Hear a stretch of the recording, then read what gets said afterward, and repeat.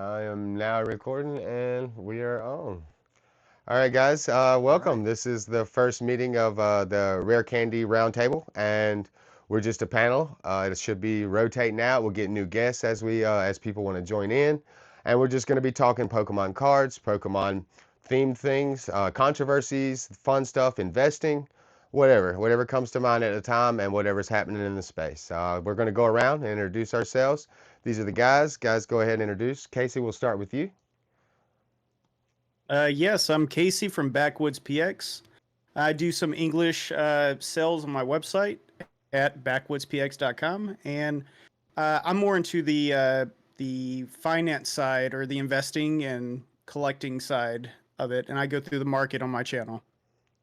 All Pretty much it. right. Perfect. All right. All right. I guess I'll go next. So, hey there, guys. My name is Ty. I'm also Tiger on YouTube. I'm kind of a scattered shot content creator. I started out wanting to do box breaks, quickly realized that that is a mistake and a half. So I got away from doing box breaks. Tried to recover some of my losses by doing what. So I'm a dirty whatnot scammer as well. And now I do, eBay sales. I'm also an eBay guy, but overall, I'm a collector. Been in the hobby for a while now. Just love Pokemon, and I like to think I'm actually a pretty good addition to the hobby. And give yourself some credit too. From what I hear, you're working on a site yourself too, right? You Yeah, work. yeah, I'm trying to get together, you know, Okay. by step. But thank you for having me. Yeah. Thanks for being. Yeah. I'm Dakota with Kota's Collectibles. I mainly a TCG player and eBay seller right now. I've been focusing on singles, graded. I started my channel Friday.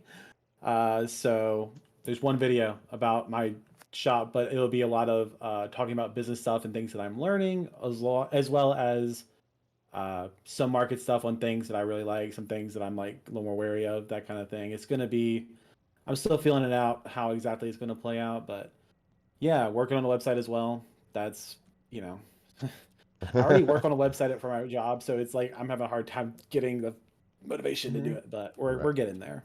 Right. But there's a lot of people out there right Right. now that are like in similar situations to us or what we were in, to where they're nervous to even try this stuff or as Mhm. nervous as I am. I just told you guys before we got started how nervous I was to do this thing. And there's so many people that's so nervous to get started, and I think it's important. I think you guys all know how important it is for them to hear kind of our perspective and what some others have gone through. And on that note, you had a really good idea, Ty, about us naming some of our failures. So, like, we're all going to go around and we're going to say something that we have failed at so far in this whole Yep. venture thing, because everybody, you're gonna make a blunder, and you might do it more than once. You might do it more once in a row.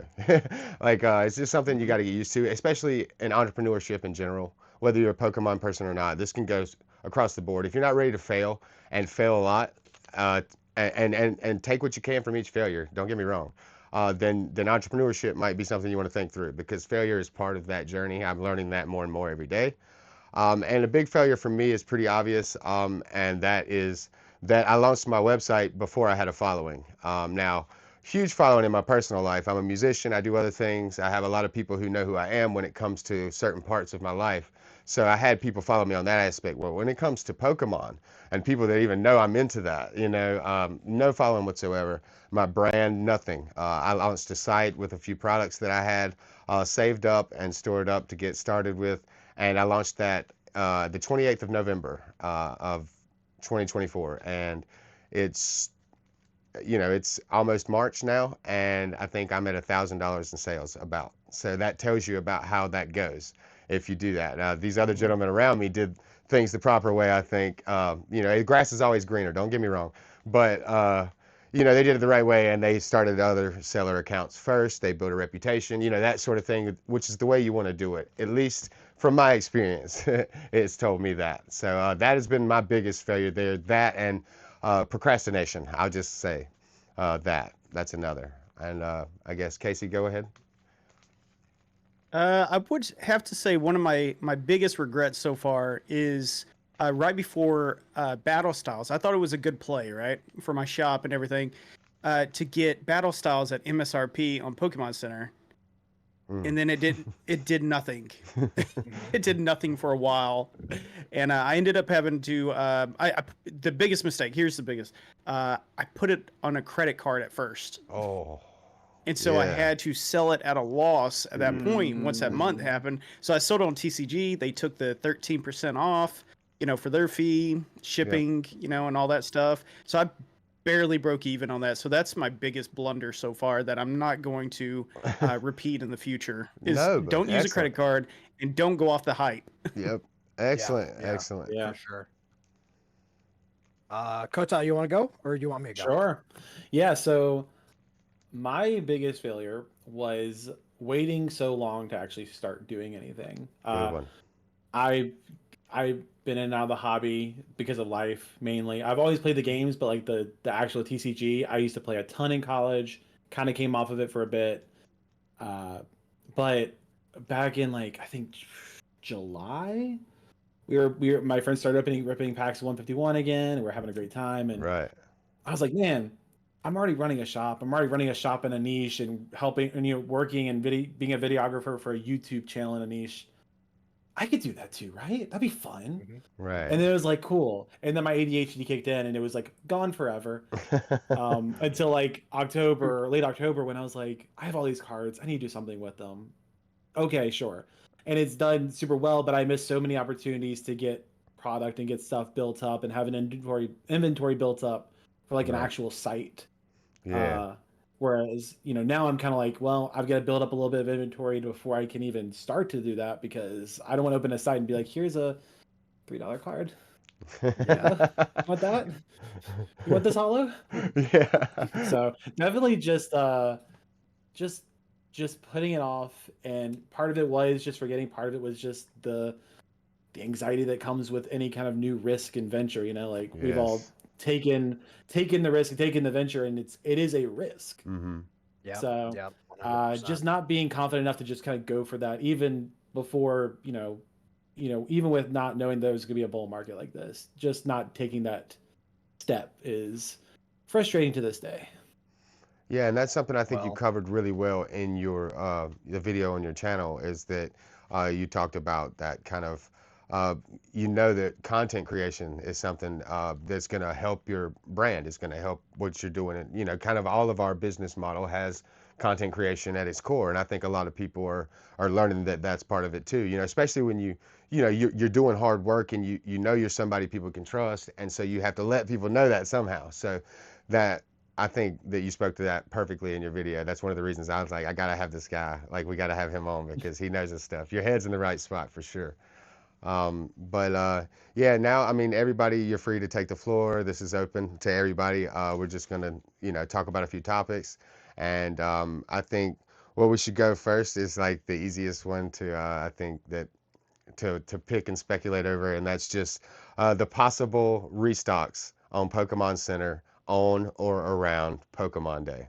Go, somebody. so so Oh wait, we didn't do your listen. failure. We didn't do your failure. Yeah, not yet. I Not just yet, realized I but we'll skipped your get failure. that too. Go ahead, do that. No, Do your no failure worries, and no then do worries. that. We're leaving that in. So, it's interesting because it's a little bit of a mix between everyone here. Um, Kota, I did the same thing. I absolutely fascinated and didn't get into this hobby when I should have. I used to be a big collector, like since I was a kid. Like everyone's story is the same. We all got introduced to Pokemon at a young age. And then for me, kind of rode it away from Pokemon. Then I came back later in life and I was in high school and it was kind of gone, like it wasn't popular anymore.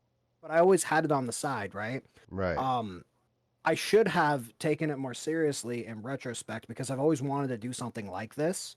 Mm. And I chose to go pursue other hobbies instead. And I regret that decision. So if anybody's watching this and they're like, I don't know if I'm ready, just do it because Absolutely. you might be in a situation like me where now it's almost 10 years later. And I'm like, man, I should have started. So here's the next thing that I made a mistake on. I decided to see if I could speed run it and catch up, right? So like I said in the beginning, I kind of shotted everything. I was like, box breaks, do I'll try everything once, and all Hold of on it one kind of second. led You're into cutting like, out, bud. You're cutting in and out a little oh, bit. okay. So basically, what I was saying is that like I decided to try to do everything all at once, Mm-hmm. right? And I didn't have a main focus.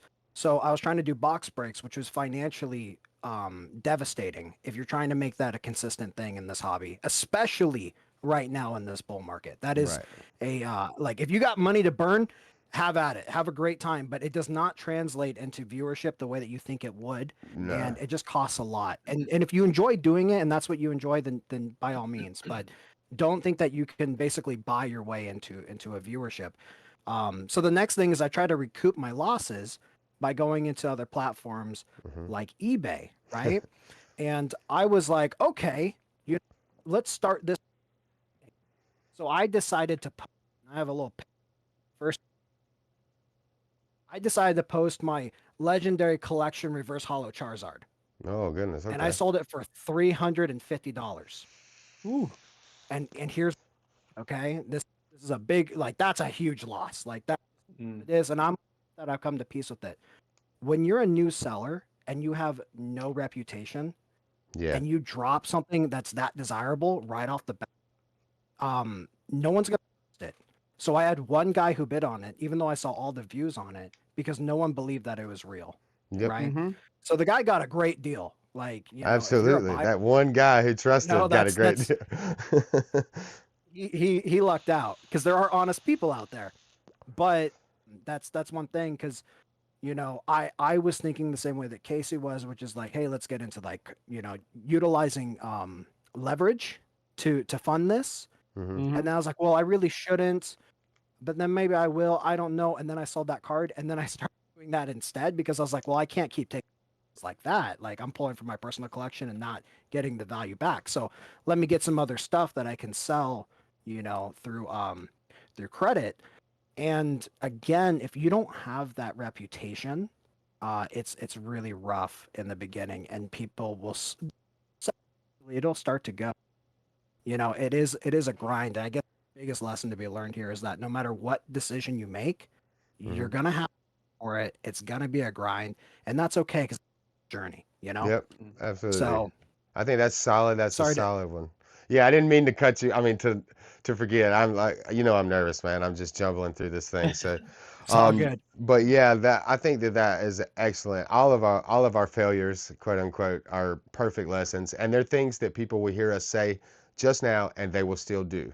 They will still procrastinate. They will still put stuff on the credit card. They will still, Yeah. all of these things will still be something that even some of us here might still make these mistakes again. So these are things that happen. They're very real. So great point. Big ones, to the starting. Like we definitely, a lot of people I know right now are thinking about is now the right time. It's not. And it's not ever going to be the right time. There are righter times than right now. I will say that, but Yeah, it's yeah. never the wrong time to start a business in Right, America. You're in America. right. If you think you can start a business and you're providing value, then it's never the wrong time. I'm just letting you know that. hmm And you can Yeah, always and bet on and yourself. with that, if you go into it with the right mindset, that's Mhm. like, hey, like for me, if I had gone into this and said, okay, cool, I'm quitting my job, I'm just gonna go full bore into this, I'm not gonna hold back, I'd be screwed right now. I Right. would hmm not be in a good position. But like, if you go into it and say, like, you know what, this is something I want to build, and I know it's gonna be slow, and I know it's gonna be a grind, and I know it's gonna take years, Absolutely. not days, because this market again is a weird bull market right now. It's not gonna be Yeah, sustainable. Yeah. So yeah, yeah, it's so important to start, but to start in a way it's you have to take some risk, but you also have to be smart about it. You have to be right. like calculate to where, like, if right now I got for some reason banned from YouTube, eBay, whatnot, TCG player, everything, I'm Mhm. fine. I'm Yeah. fine. hmm I'm gonna Right. go to work. I'm gonna be a little bummed because I like doing it, but I'm gonna go to work. I'm gonna, my wife will be fine. I'll be fine. We're good. So Yeah. Yeah, you just have to be smart about what you're leveraging. right, Absolutely. Mm-hmm. right. It's Great a advice. it's a total calculated list or risk. But Yep. yeah.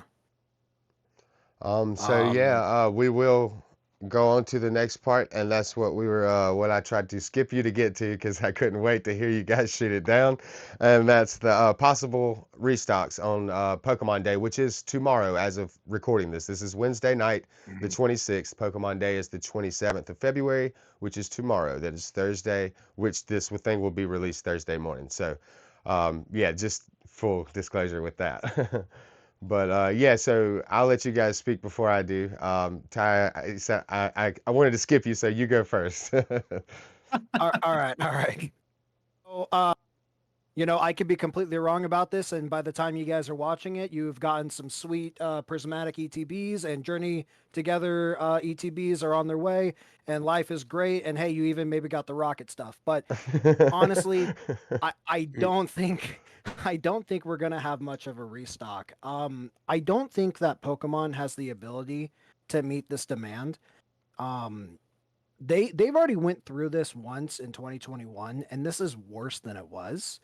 And they Mhm. made the mistake of overprinting after 2021 when they finally got everything kicked back on, and it caused the crash to be even far worse. Now, for people who were, you know, at that time into this, they Mhm. got great deals, but a lot of people left. So I think that Pokemon is hesitant to print to that kind of scale this Right. early because we're only in this bull market maybe Yep. 4 months realistically. Mhm. So we might see a minor restock, but the only caveat to all of this is that I'm completely wrong, and Pokemon has been printing for months and holding it Yes. all back. That's And yeah. it's like tomorrow they're gonna dump everything all at once, every set, and people aren't gonna know what to buy, and basically the cash flow is gonna be cut off because there's not enough like Right. dedication to one set. Because if they do what they're doing with like 151 with the blooming water or something, they're kind Mm. of like sending it out, but the demand is too high. It's never gonna meet that level to bring the prices down. It would have to literally be every single set is being all released all at the same time for it Yeah. to actually come back down to a regular market. Because Oh people yeah. have to start taking losses as like flippers and stuff for that to self correct. And even Mhm. then, distributors are pricing it way too high. So I don't see it Yeah. personally. What do you guys think? Well, so based off of the last month, we saw Journey Together pop back up the ETB from Pokemon Center.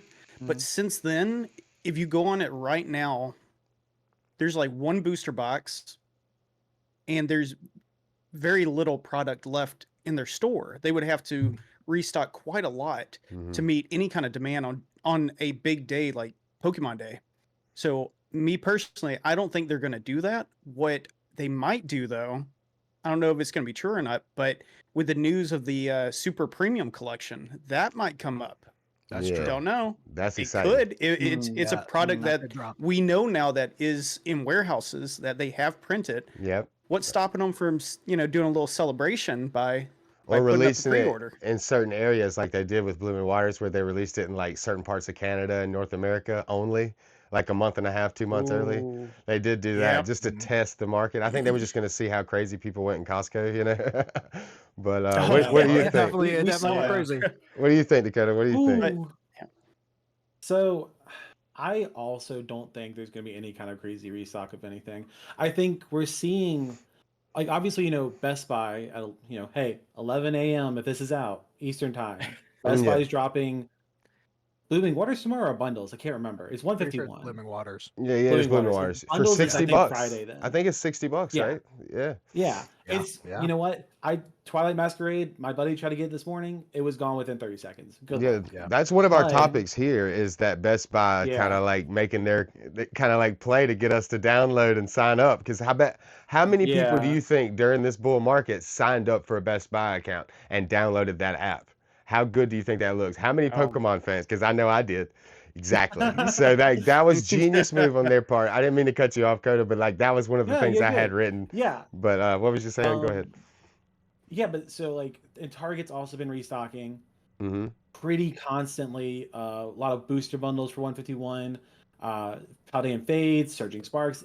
All this stuff has been coming up on these different sites.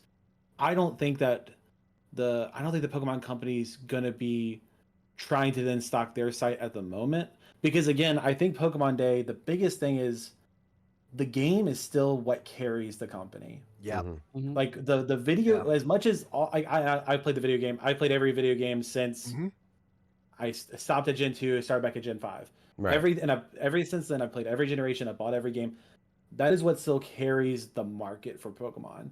As much as this boom and TCG is working for them well, like it's still the primary thing. So I don't know that they'll want to take away any focus from the game itself Mhm. and from the Yeah. hype that they're gonna be building from. It's because, you know, well, I'm sure we'll get into this to some degree, but like the rumors and stuff have been out. Like they want to make sure that this game is at the forefront of everything. So I would Right. not expect them to drop anything, but I wouldn't be surprised if Walmart, Walmart.com busted out a bunch of like something, Yeah. Prismatic, Journey Together, whatever it may be. They've been kind of hit or miss with some of that stuff. Some, they had Journey Together not too long ago, maybe like last week or week before, dropped a bunch of that. Yeah. They could very easily drop it. We could see different big box stores do it, but I don't see Pokemon doing it Right. themselves. I get that. I Yeah. get that. That's good.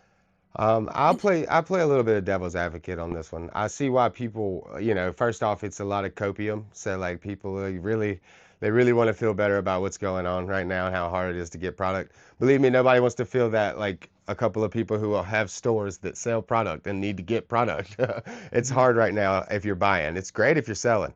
But yeah, I don't know. I think that if we see any kind of restock, it will be on one single product. It would be like the prismatic we thought we'd be getting that one day is going to actually come this day, or something like that. It would be one singular product for that day, or 10 minutes, realistically 4 minutes before the bots bought it all up. But I will say this: if you're one of the people who do want to check, do want to stay on top of it, I would recommend to check of course, when you first wake up, bud, just to make yourself feel better. But 9 a.m., 12 noon, and 3 p.m., and that's all Eastern Standard Time. That's the time I'm going by. The reasons I say those times is because those will be the right intervals for it all to be the same time in every time zone. So just check at all those times, and you'll at least see that you missed it. And that's the best I can say. And if there is any kind of drop, then it will be something like that. At least in my opinion, it wouldn't be a big restock like I've heard. And I understand that a lot of people are like they need room in their warehouse for all these crazy stuff that's coming and the sets they're printing and the demand that they're meeting. And I'm like, you're reaching a little bit, and I get it. I want it to be good news too, but I don't expect we'll see it either. But I will be checking the Pokemon Center tomorrow. So just to make Oh, yeah. everybody feel a little better about themselves, it's not Yeah. just Oh, yeah. you. And yeah, Yeah. like we did touch on it a little bit, but the um, yeah, Best Buy, their attempt at trying to get the downloads and trying to get people to sign up. I think that's been a brilliantly played thing by their marketing team. I know that I've been locked out of buying everything they've released so far by if it's not freeze outs, it's they do have a queue system. Again, we have no way yet that we've put together of testing whether it's randomized or not, but we're working on that. So yeah, if we can get two people to join at exactly the same time and I can measure that statistic, then we'll get somewhere after that. But I'm sure. I'm sure someone will find it. yeah, we'll They'll figure find a that way. out. Yeah, but Mhm. they do have a line system as well, so it's a queue system like Pokemon's trying to is implementing at the current time. So we don't know how that's going to play out yet. I know that last time it didn't do anything but keep me booted from the site. So we don't know how it's going to go, and I expect it to be rough. I'm not expecting to get a bunch of stuff from Pokemon Center.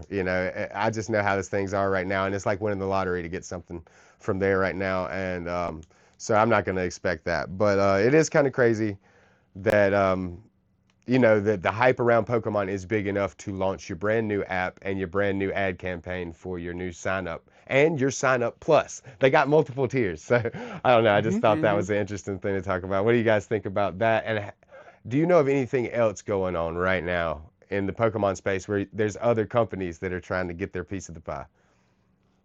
Yeah. Yeah. If I can speak on that, so it's actually pretty interesting because if you look at the major retailers of the U.S. right now, they all kind of have different tactics on how to handle this. Right. So, obviously, we talked.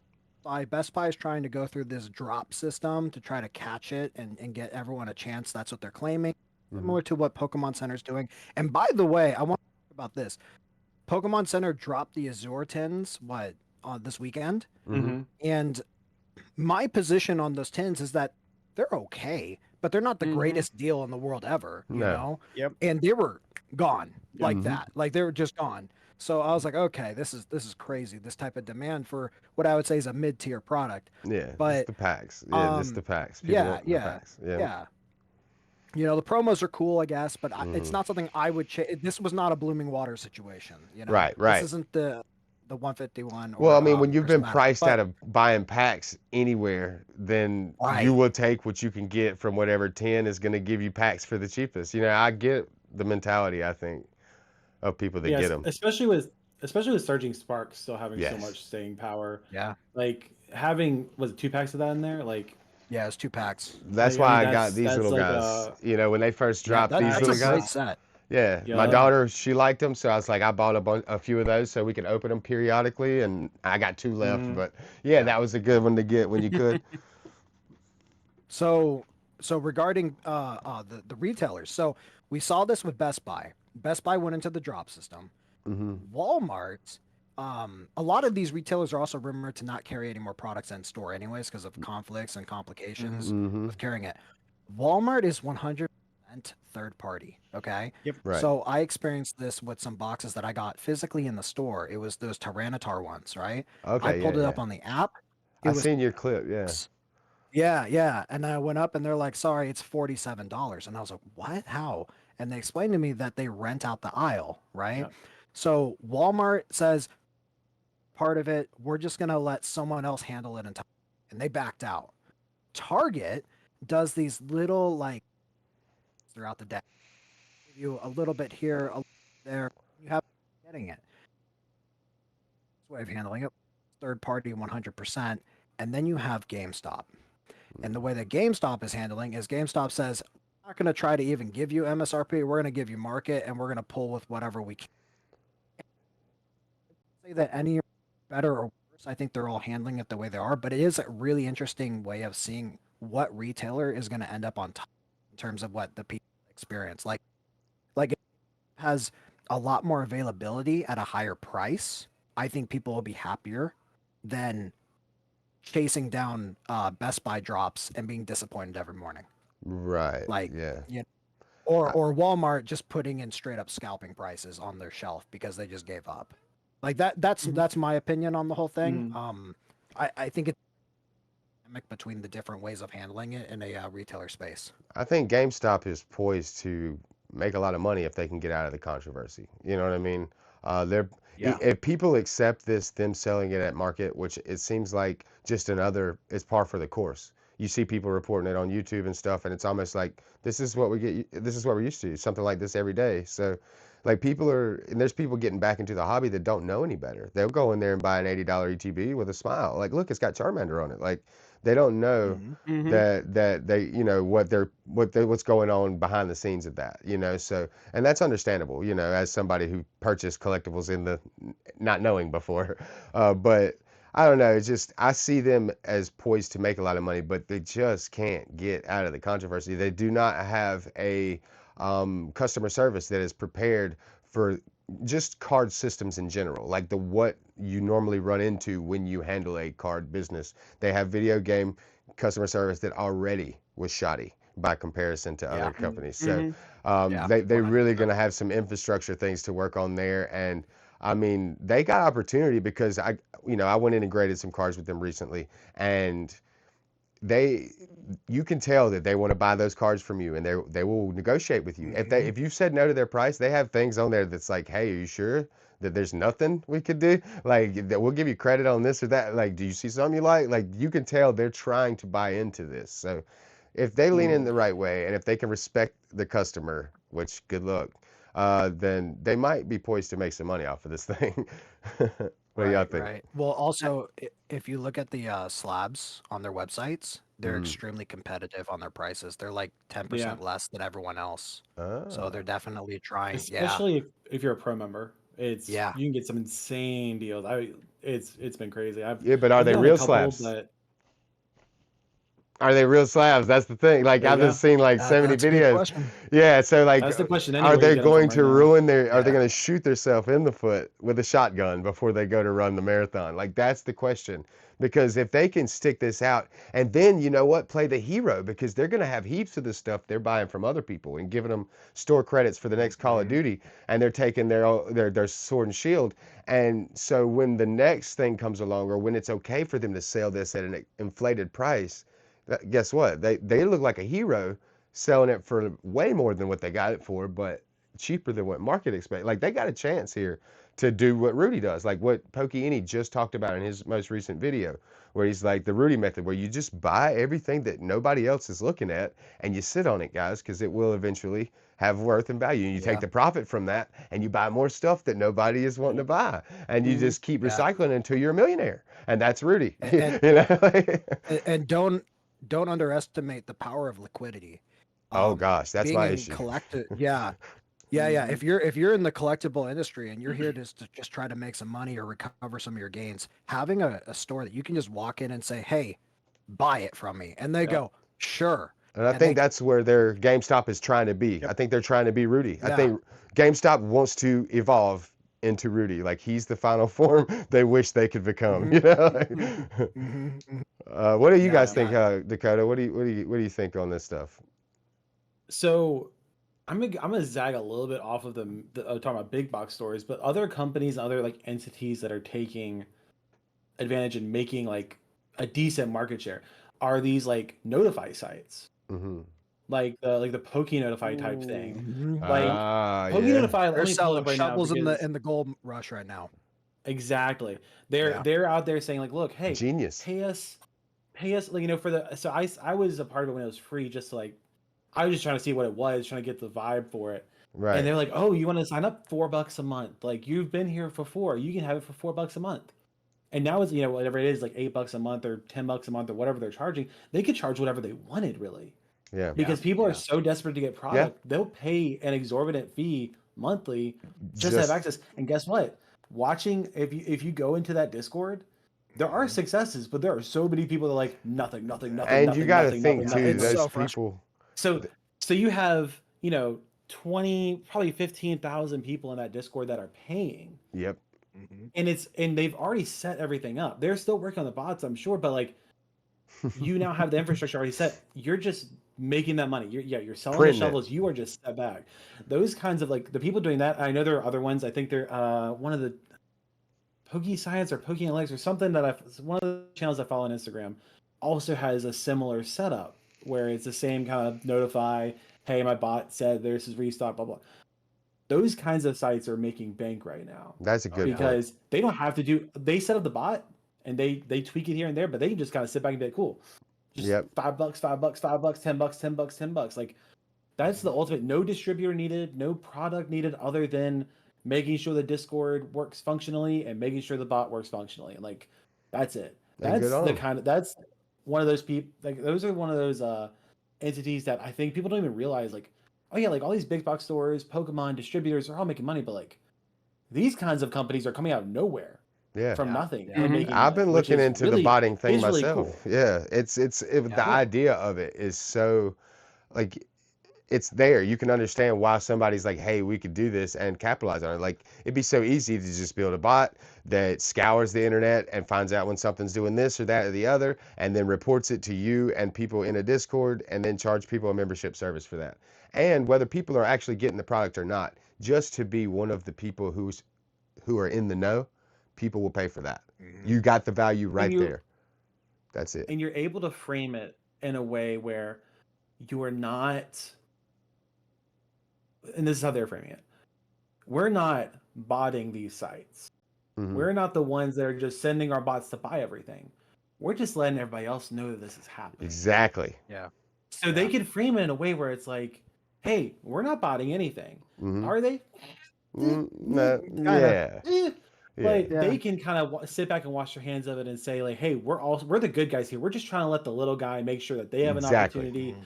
to get this stuff before all those filthy scalpers get it. Yeah, yeah. The It gray you know Jedi. Right. they're yeah, Yeah. they're doing the similar thing, but It's an interesting business model. I don't think it sustains itself after the boom, but hey, No, make your money while you can. absolutely. I mean, I get it. Yeah. yeah, I noticed that same thing too when I was, because I'm a member of PokeNotify.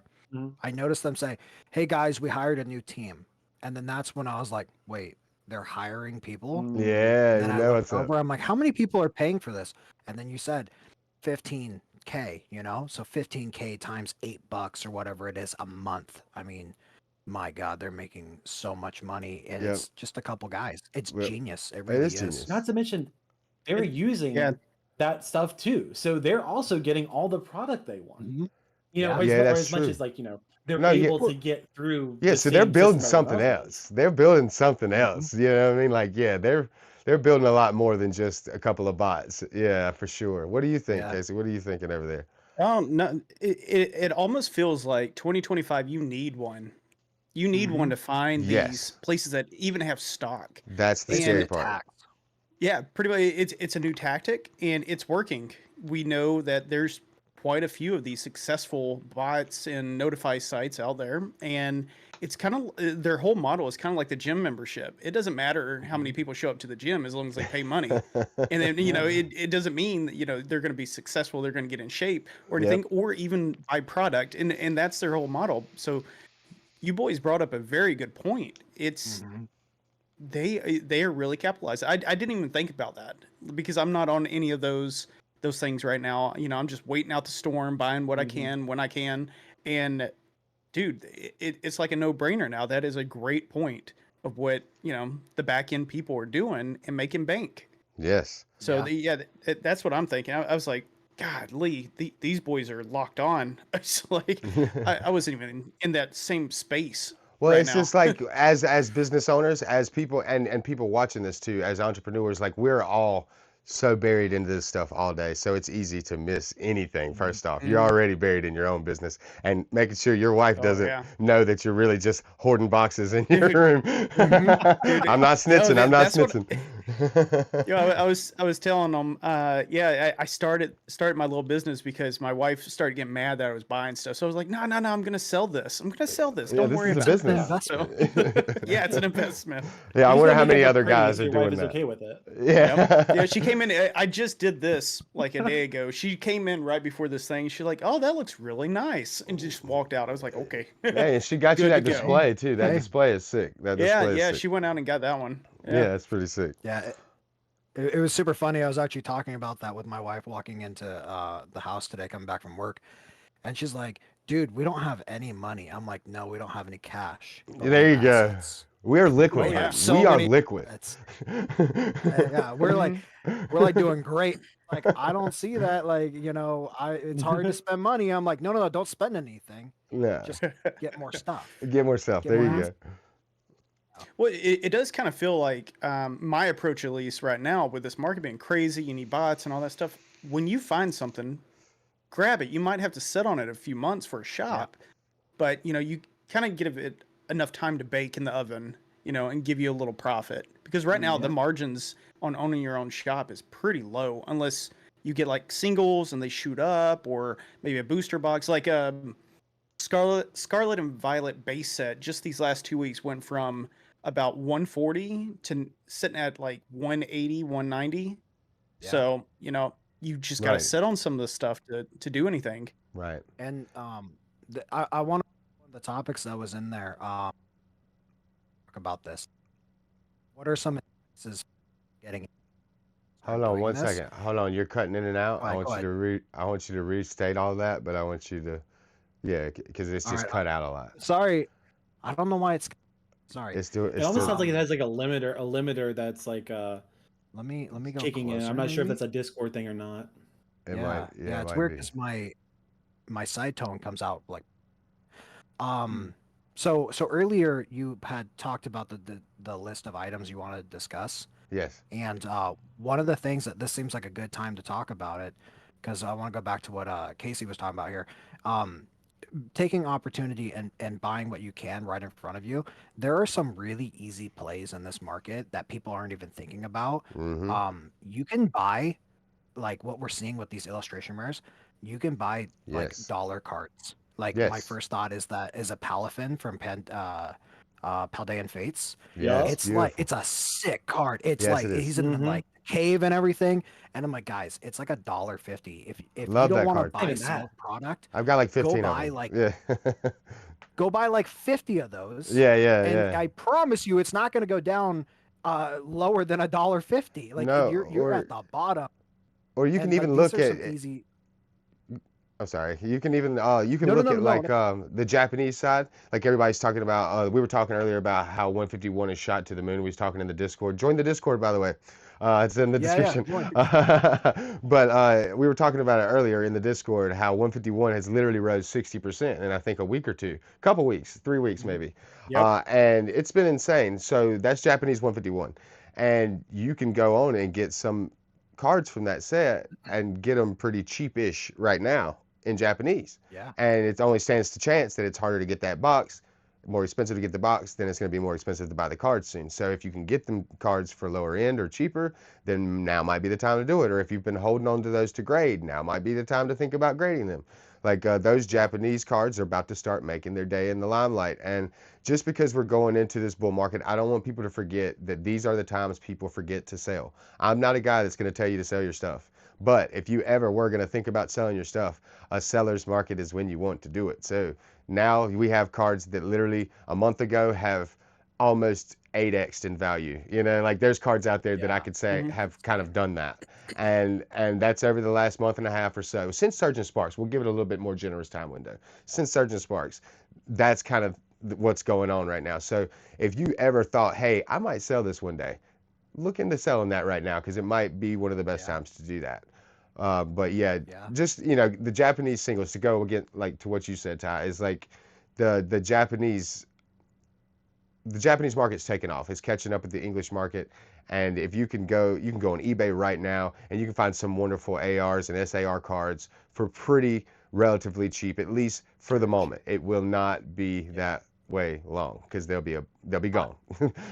I was looking at a pristine Blastoise Hmm. today, and it was $120 Yep. See. for a Japanese pristine Blastoise. Wow. And the booster box is $160. Mhm. Charizard is $300 for a PSA Gem Mint 10, right? So for realistically, imagine how many booster boxes you had to buy to pull a Charizard, Exactly. for the price of those, you get a Charizard and it's already graded in the best possible grade. That's what I I'm mean, it saying. feels That like a will catch no-brainer. up. If this market continues in Japanese, those card prices will catch up. They will skyrocket. I mean, that's my 2 cents. I'm not. This is not investment advice. Sorry. What do y'all think, guys? What do y'all think? No, I think you two are right. It hasn't quite caught up with the price of the box yet because the box has shot up so high. Some of the singles are still decently low And that's just one in many box. people's eyes. Yeah, that's just one. And so at some point, when the box itself gets over to a certain amount, like let's say higher than the chase card, it's best just to buy the single at that Mm-hmm. point. Mm-hmm. You lower your risk a little bit. You're not it's Yeah. loot boxes basically. This whole Yeah. hobby, and it's fun to Right. rip and stuff, but it's loot boxes. Yeah. Yeah. You got a percentage on the side of the Japanese boxes that tell you what's in there basically, and at a certain point you need to just buy singles if you really want that card from that Right. set or cards from the set. But yeah, it hasn't quite caught up with what the box is going for now, the singles, and I think it's a good play. I'm personally, I was looking at eBay and stuff today, right before we got on, when I was just messing around, and I was looking for Japanese 151 stuff, and Mm-hmm. there's still a bunch of good sales out there. Yep. Yeah. Yep. They won't be there Yeah. for long though. No, not at all. Right. I mean, it's the same with anything in this market. Like, if it's there and you have the liquidity and if you want to take that risk, it's a risk still. But like, if you see this, yeah, you're seeing this box go up. Like, who's gonna tell me that especially the specifically, what's the word?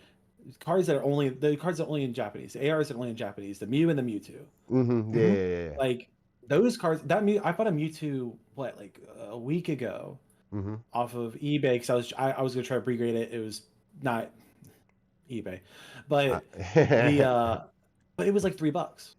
Oh Three, man, it was like maybe it's like $4 ship total. I didn't even And know like, that. Yeah, yeah, Yeah, yeah. these I are don't have cards that that card. English Thanks doesn't for even letting me know. have.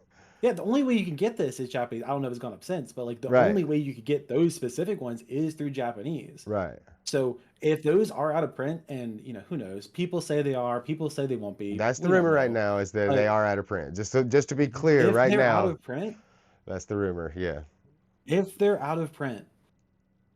we're never getting these cards again. And English never had them, other than the UPCs that are never coming back. brilliantly stated. So, Yeah. again, not financial advice, but eBay's open on this browser. Yeah. Yeah, I'm looking right now. I'll always But be no, like looking. there, like what you said, like there are. So a couple of the comments that I got in this last video were like, "Oh, it's just a bad market to open. It's a bad market to start a shop. It's a bad market to start a shop. You can't buy Those are anything." It's like you can't That's buy not. what That's not true. you can't buy what you want to buy to sell. Mhm. right. You can't buy that, you know, like that, and then be able to flip it for 3x, and but that's not a sustainable business model anyway. Well, You're think to our not going to earlier build a point. business off of that. Think to our earlier point about us being procrastinating our own business. Can you not put yourself in the position of that guy saying, "Oh, this is just not the right time," Oh because you're Oh yeah, putting it yeah. off Yeah. again because you're making and yourself. I'm scared to make Hmm. content. I'm scared to put my site up. I do have all this product in the yeah, living room, but I'm scared to. So I'm gonna say this is the wrong time. Like in my head, yeah. I can't help but see that when I see those Oh, comments. I see it. I Hmm. see it Yeah. for sure, but it's always my answer is like, with that attitude, you're right. Yeah. With Hmm. that attitude, you're completely right. You should not start a business if that's your attitude.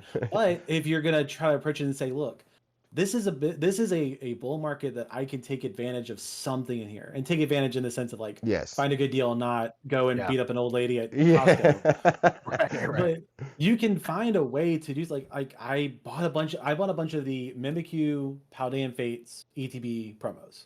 Okay. I Yeah. Yeah. bought 50 of Ooh, them, nice. Yep. Yeah. and I pre-graded them. I sent 15 off to PSA. I got a couple back, got a couple tens. I actually Yay! play that card in one of my But decks. So like, it's a it's just a beautiful card too. yeah, I it love is. shiny Mimikyu. Yeah. Yeah. But you have these like this. That was I bought them for $2, Hmm. 250 maybe. It was somewhere in Yeah. there. It was really cheap. And I sent the ones off to PSA, and I held the other ones for a little bit because I was seeing this was at the point where I was seeing Paldean Fates start to disappear from shelves more. Yeah. And then I sold them all for $5 or $6. There you go. There you go. Because I was at that point I was like, okay, liquidity is more important. I'm gonna double my money and just send this off. Like those plays exist. Mhm. You just have to be patient and find them. Like I don't if this was an hourly wage, I'm really not doing well. Yeah, me too. But if it's everything is for the business and every piece of growth is for the business, so I will work my job to pay my bills and then Yeah. I'll work this to build it. Mhm. It's doing well because I have found graded plays. I bought a ton of the Snorlax Twilight Masquerade 3-pack blisters. Oh, yeah, The yeah. Snorlax promo Yeah. that were on sale on Black Friday. So, we're late. We're getting into the boom at this point. Mhm. Black Friday at Michael's. There you go. Oh, And I nice. bought Well, 20. get I bought creative. 20 of the 3-packs because I was like, one, I want to rip something. That sounds fun. Probably shouldn't have. Probably should have flipped it. Or done Nah, something man. else with it, but I just wanted to I rip it like 'cause it's that you fun. rip it. I like that. So many Yeah, times Yeah. I've heard you say that where you're like, I know I probably should have held on to this, but I like ripping it. it's just fun. Never lose that. Yeah, Never lose what it's that. If all you keep about. that, you're always going to be successful because people Yeah, love that. That's infectious anyway. Like that's where I'm at too, yeah, is where I just enjoy that. That's awesome. I love to yeah. hear you But say that. I end up taking those, and I've got like 15 of those 10s sitting there. They're like 50, $60 a piece. So Bam. I've made every bit of money from that because I took the risk of, first of all, paying the whatever it is now to send them to get graded, but like taking the risk and getting them back and knowing, like, trusting my process, trusting my pre-grading, trusting my all this different stuff, and it's doing well. So you can always find opportunities. And Don't let people tell you that you can't. if you're scared to do what he's saying, which is essentially, get those promos, even now, if you can find them at a steal, like we're talking about promo cards you can get in Japanese, things that match the promos over here. You can get those cards in Japanese, get 15, 20, 30 of them, whatever, try to buy them from a reputable source, and, grade them. And the ones that come back and they're not a sellable grade for you, then you can always break those down and sell them raw and get at least your money back. So like, you know, you're gonna lose a little bit on the possible grading of it, you know, trying to card out the grade, but don't grade eights. You know, look at your cards and know what you're grading. It's okay to grade a 9 every now and then. I ain't mad at myself for that, but don't grade eights. That's what I try to tell myself. I'll probably get 6 8s back in this thing I sent off today, but that's what I try to But tell myself. yeah, you have to trust that process and like build that, because like my first submission, like 3 10s out of 11 cards. It was a Wow. GameStop submission. I got wrecked, and this is the one that frustrates me the most. First of all, this is Ooh. I love that card. this is the best card in 151. I'm sorry. Yeah, That's it's just one of what them it for is. sure. Yeah, I it's agree nice, with so you. yeah. undervalued. Yes. But like I got wrecked. You know, Yeah. I got wrecked on that first submission. But I said the second submission, and I hit like 70% tens. You just trust the There you- process. You learn from it. You make your mistakes, and then you build from it. There you go. That's Yeah, I probably what got- I'm gonna do pretty hard on mine. Ooh, I got 2 of them to nice. send in right now. Yeah, My man, I always be sending. Yeah. So that leads into kind of one of our other points. We've already been touching on it a little bit, but like getting sealed product right now, like what does that look like for you? Are you even able to get it? And if you are, I mean, I'm not saying give away any proprietary secrets here if you got them. I'm just saying that there's a lot of people out there frustrated. And one of my big things in my videos have been saying, hey, remember to have fun. Find ways to have fun. It's also another question I'll ask you guys before this video is over with. But finding sealed product is so hard right now. What do you recommend? What have you been doing to scratch that itch? How are you keeping your business stocked? Because right now, personally, I'll answer first. I haven't been able to get anything at a fair enough price to where I feel comfortable charging my customers for that. So I've not gone through with any further deals right now. What I have on the site is what I have up for sale. I am currently in the talks with someone right now to possibly get some English stuff that I'm excited about. But I don't want to say yes or no on anything yet until I know, because I don't want anybody to get excited. But I am trying to get something done now. It looks promising. And this is again in the hopes that I'll do further business with them in the future. So they're really taking, they'll be going out on a limb here for me, which I want to go preemptively and say thank you to them for even considering. But yeah, it's really hard to find sealed product right now. And sealed product, I can get it, but then I'm going to have to charge higher than what I'm comfortable with ever putting on my site to charge. So it's just a hard time to do it right now.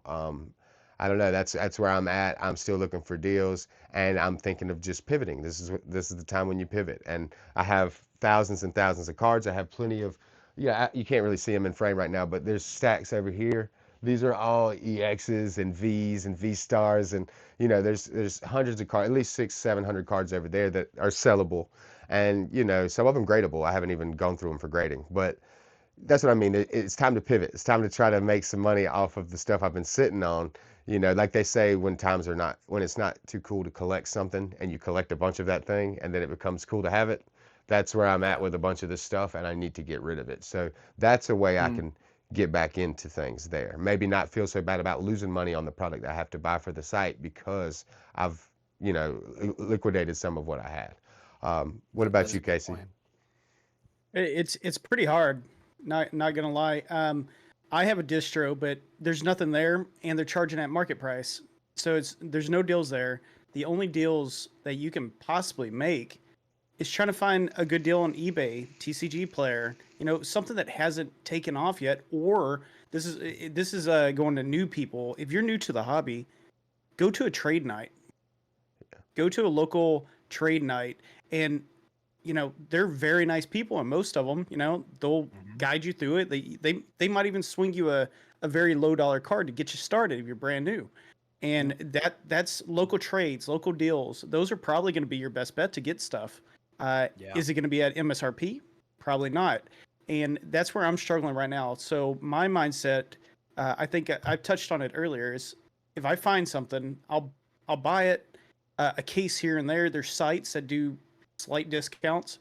I'll sit on the product for a couple months, and then if I can sell it, I can sell it. If not, no problem. I'll hold on to it until it's worth something.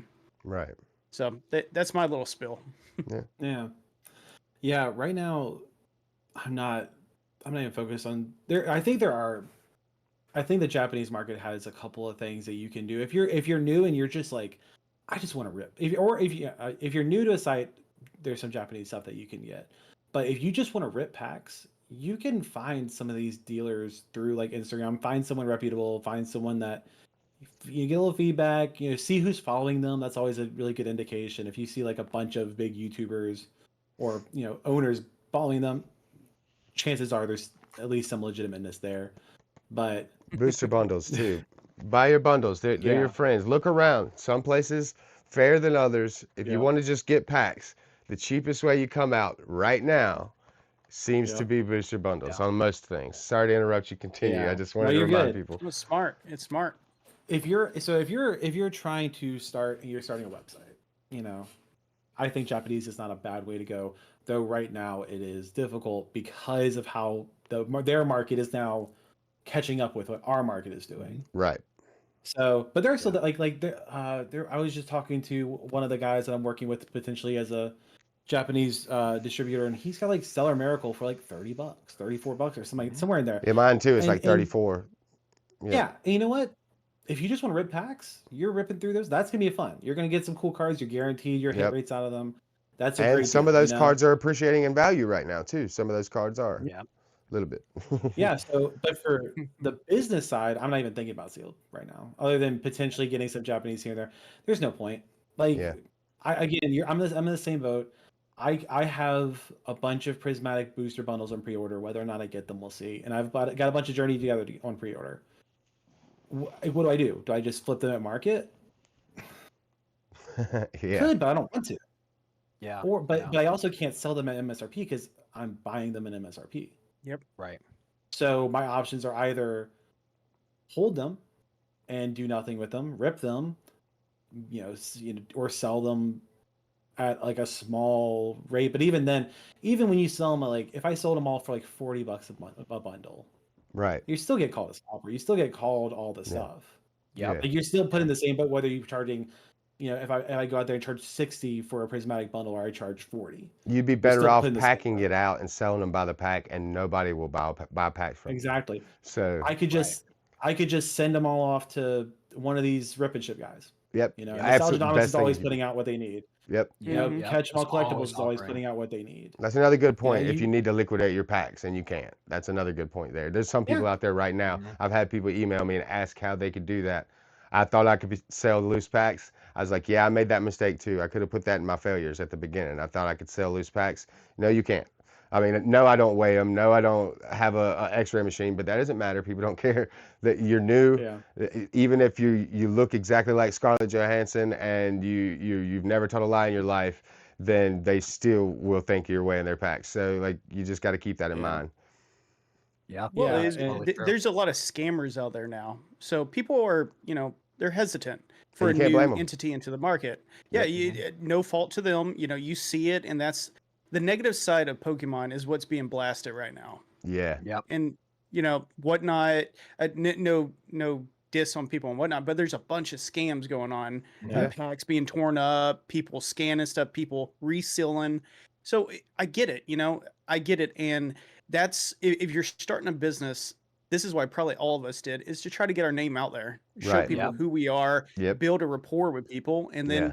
eventually you will get people that trust you if you do right by them. Hopefully. And the Yeah. ones that you do, the ones that you have already, treat them right, and they'll refer, and then your rep gets up. Just like if you sell on TCG or eBay, you get that seller's mark, you get a rating, how many you sold, how many stars you get. And Right.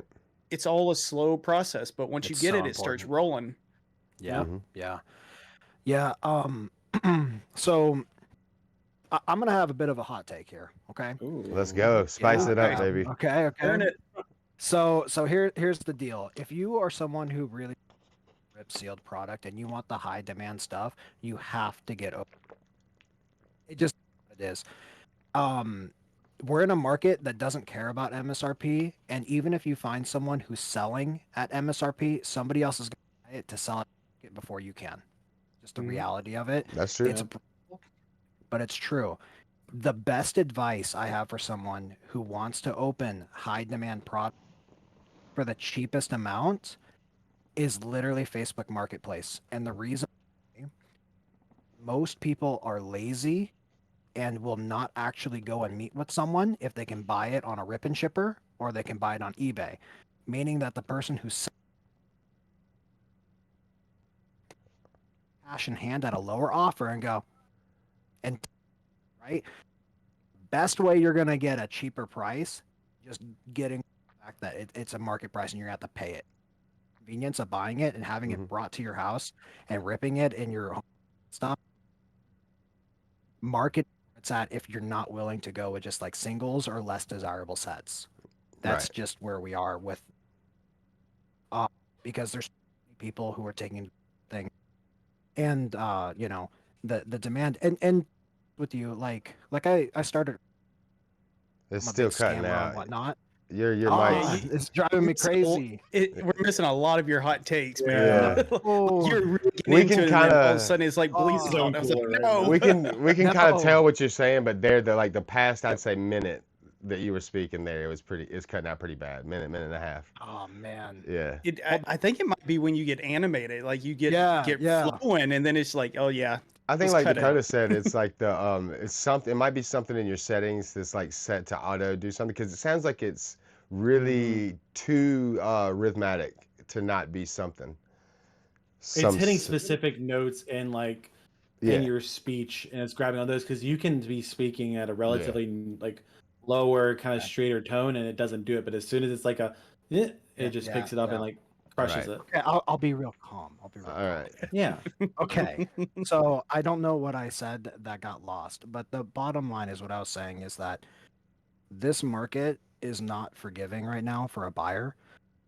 Unfortunately, the sooner that people can, like, if they want to rip the high demand sets and they Yeah. want to get the really cool product, they have to either accept market price and be cool with that. I mean, booster bundles for 151 are, $60 right now, which is $10 a pack. You Yep. have to be okay with that. Right. Or if you want to chase the cheapest possible method, the next thing would be your Facebook local meetups. And the reason why, again, is that the majority of people are kind of lazy and don't want to go out and meet someone and actually drive. And having someone sell and meet you somewhere, that's taking time out of their day too. And they had about three other guys who flaked on them. Right. At that point, you can hit them with a lower offer with cash in hand, and they'll probably take it. That's That's Yep. the best way to get cheap products right now. that's a That's way my hot take. that's a way I've been underutilizing myself. I've used that way, don't get me wrong, but that is, you're probably right at this point that you could beat out certain things by just being there, being Mr. Right on time. You know what I'm saying? So Mm. that is a really good point that I didn't think about. But it's also very anecdotal, very situational. So I think a Oh lot yeah, of oh yeah. people Oh, fear like the even idea of, could that even happen for me? It's like when people say go check with your local game store. They might sell you some dead inventory. Like you think right now they got dead inventory to sell. Some places might. That's what's crazy is you yeah. might go there and they're like, yeah, I actually have a bunch of the holiday um, thing, the calendar or whatever, the advent calendar, and Mhm. you don't you might sell a few of those to people who didn't get them then, or you might open those up and sell things individually from it, or whatever that looks like. But I'm just saying, there's things to happen out there, but yeah, it's all very situational. So you always got to stumble into it or trip into it. Yeah, Yeah. yeah, and that's not a bad idea for like a business-oriented person actually. Like the Right. holiday calendar comes with a lot of like little Yep. stickers, keychains, like freebies, the fun packs. Maybe you don't want to open them, throw them in the envelope that you sell like on your eBay account or whatever. People Great appreciate point. the small stuff, Hmm. Great and point. so that's Yeah. that's a product that you can give out to someone. Right. But yeah, that's where we are. I mean, really, it's a singles for buyers, it's a singles market. For Mm. sellers, it's a sealed market right now. So All it's really right. difficult for someone to buy sealed. I got just a couple more little things for us to touch on, and then we'll close out with like I got two questions that I'll ask each of us, and then we're good. We can continue as long as we want, but we'll have hit all the topics that we kind of wanted to touch on immediately anyway, just off the top of our heads. But yeah, so first off, we got to talk about since today, well, I'd say tomorrow, but today when this is releasing is Pokemon Day. We do want to kind of talk about a couple of things supposedly going to happen. So we know that we'll get some kind of more talk on ZA. So we know we either get a trailer, we'll get where they show some gameplay feature, or they might show us the starters finally. Something is going to happen where they tell us something new about ZA, which is really exciting. I'm excited about that game. I've got Legends Arceus, which I've never finished formally. I never actually finished that game. It's the only Pokemon game I think I've never beat, other than a couple of the fan-made ones. But yeah, so it got stolen from me, so I just got that to re-record for the channel, which I'm really excited about. But Legends ZA is coming, Gen 6, it's going into that whole storyline. There will be Mega Evolutions that everybody's excited. And the rumor is that there's 25 the leak is that there's 25 new Mega Evolutions in this game, which potential for the TCG is what I'm thinking. And so that's exciting. We also have the Dragonite anime. We have a couple of promotional items that's coming. I think there's like a Sylveon promo card. Does anybody know anything about that one? It's like a Sylveon promo card. I know there's one in Korean, but I didn't see anything with the There's the US. Umbreon and Sylveon in Korean, yeah. Yeah. Okay, I thought I saw something coming for Pokemon Day in a Sylveon. I'll look that up and I'll either put it in the bottom when I release the video or whatever. But and then there's of course the illustration contest. Those little cards. I think there's 3 cards, the 3 winners from the illustration contest, and they'll be given out if you buy anything at all from Pokemon Center from now until like the end of the year while supplies last. They're going to be giving those out with your order. Also, some game stores. I think everybody's got them from GameStop to your local library.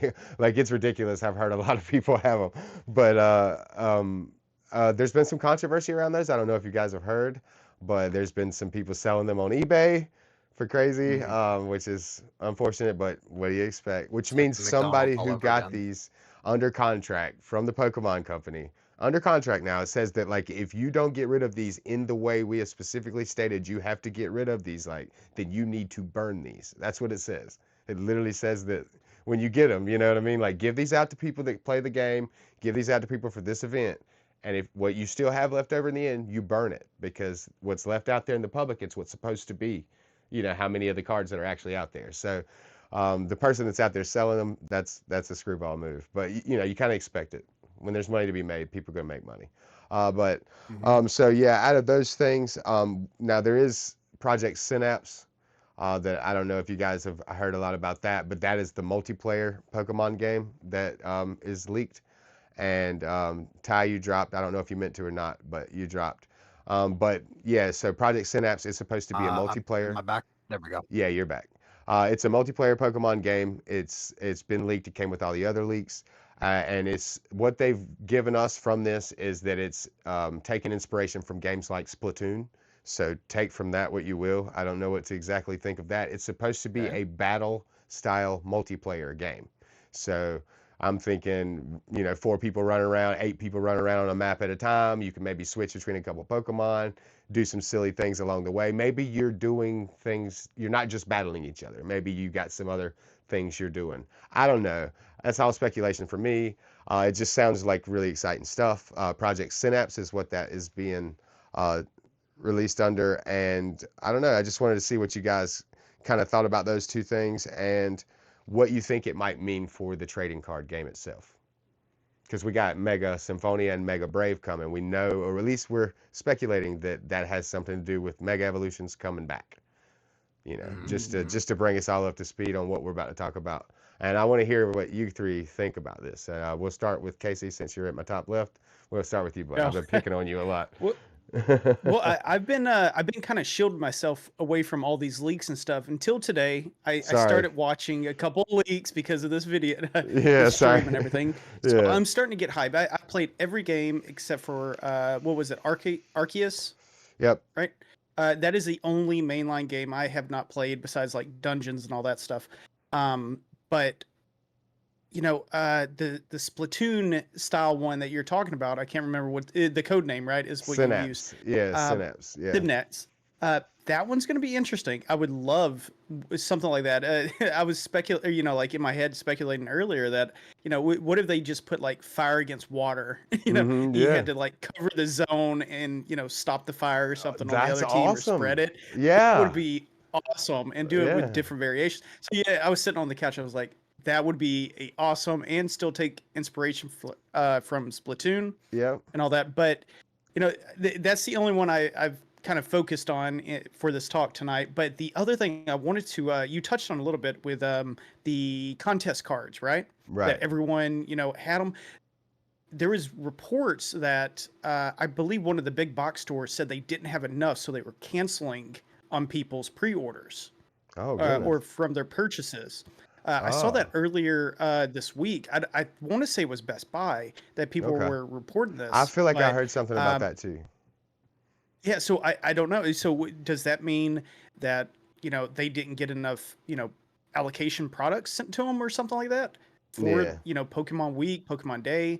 Or maybe they didn't get it at all. Was it a fluke? Yeah, maybe they didn't. So does that mean is it a limited print, or maybe the demand is just that high? Yeah.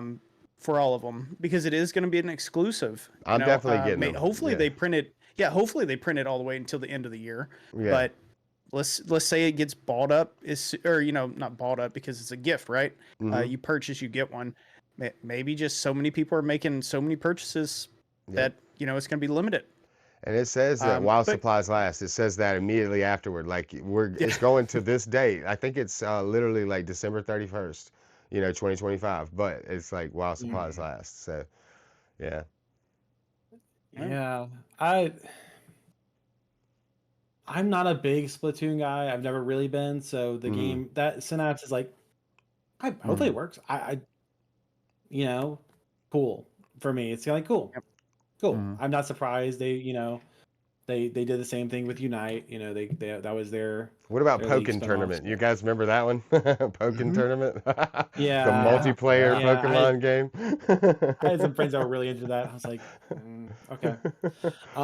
But Legends EA, I think first of all, the fact that they're bringing Megas back, everybody loves it. Let's go. I really did love X and Y. I know a lot of people like.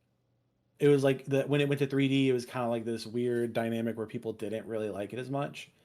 Or there's like, controversy, people complaining because people complain. But yeah. I think every generation, yeah.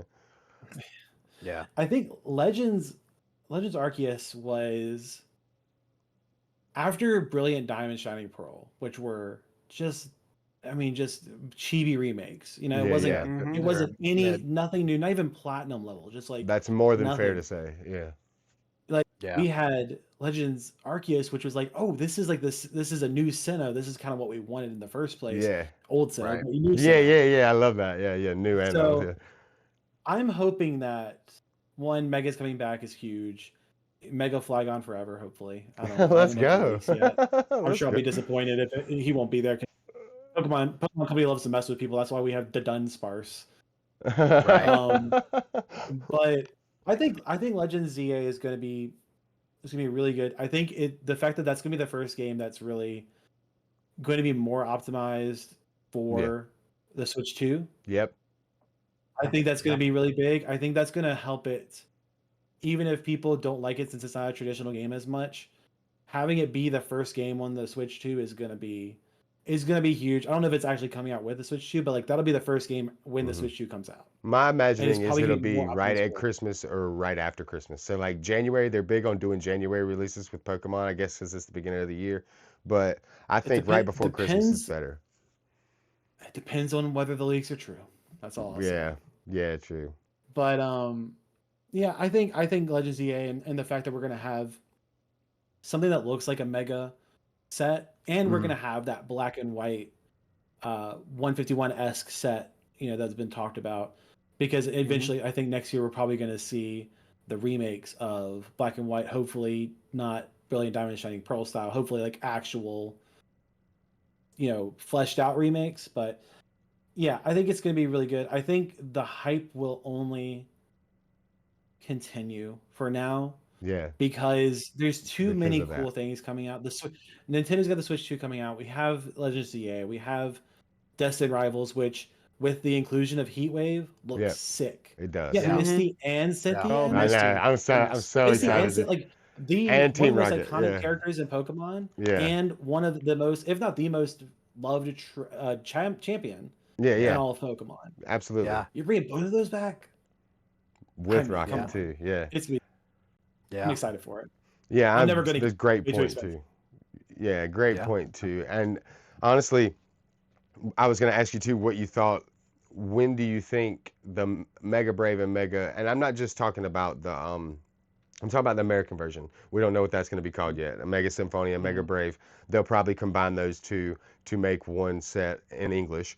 But we don't know because we do know that um, Black Bolt and White Flare are getting two different booster bundles and two different Mhm. ETBs. So how does that make sense? Unless there's two different sets in English. I don't know. I don't know how you have two Well, different booster they did the I bundles. same mean, thing with Scarlet Violet base. yeah, Yeah, yeah, they did for the and Scarlet Violet base ETBs, had Miraidon and Koraidon both, but so not and I booster might guess Temporal. it's something bundles. similar to that. Temporal, Paradox did it. Yeah. They did the split. Yeah. Yeah. But what about booster Yeah. For the So bundles? They ETBs did at that for least. the ETBs. I could see the Yeah. split ETBs ETBs. with different promos, but to already have said that you have two different booster bundles, that's what has my brain like, what's going on there? Mm. Because I have never heard of bo- that. booster bundle promos, That's what I'm saying. It box has to be toppers. maybe a Yeah. figure, or yeah, no, he's right. They're milking it dry, man. Like Yeah. with the look Yeah. what they're Yeah. doing this year with Mm-hmm. They're Prismatic, already with hard enough to get them. the That's how the Sylveon and illustrators went. They're inside the booster bundles. the Sylveon and Umbreon figures they're coming out with this year. That's no different in my opinion because that's coming with packs. You get the figures, you get Yeah. packs. I can't remember what else comes with it, but you know they're the only two figures I think that are confirmed that actually they're doing. But I don't know. When do you think it's coming though? Do you think Mega Brave and do you think that'll be in August or November? That'll be our late summer set or that'll be our before Christmas set? Ooh, probably Christmas. That's what I would say.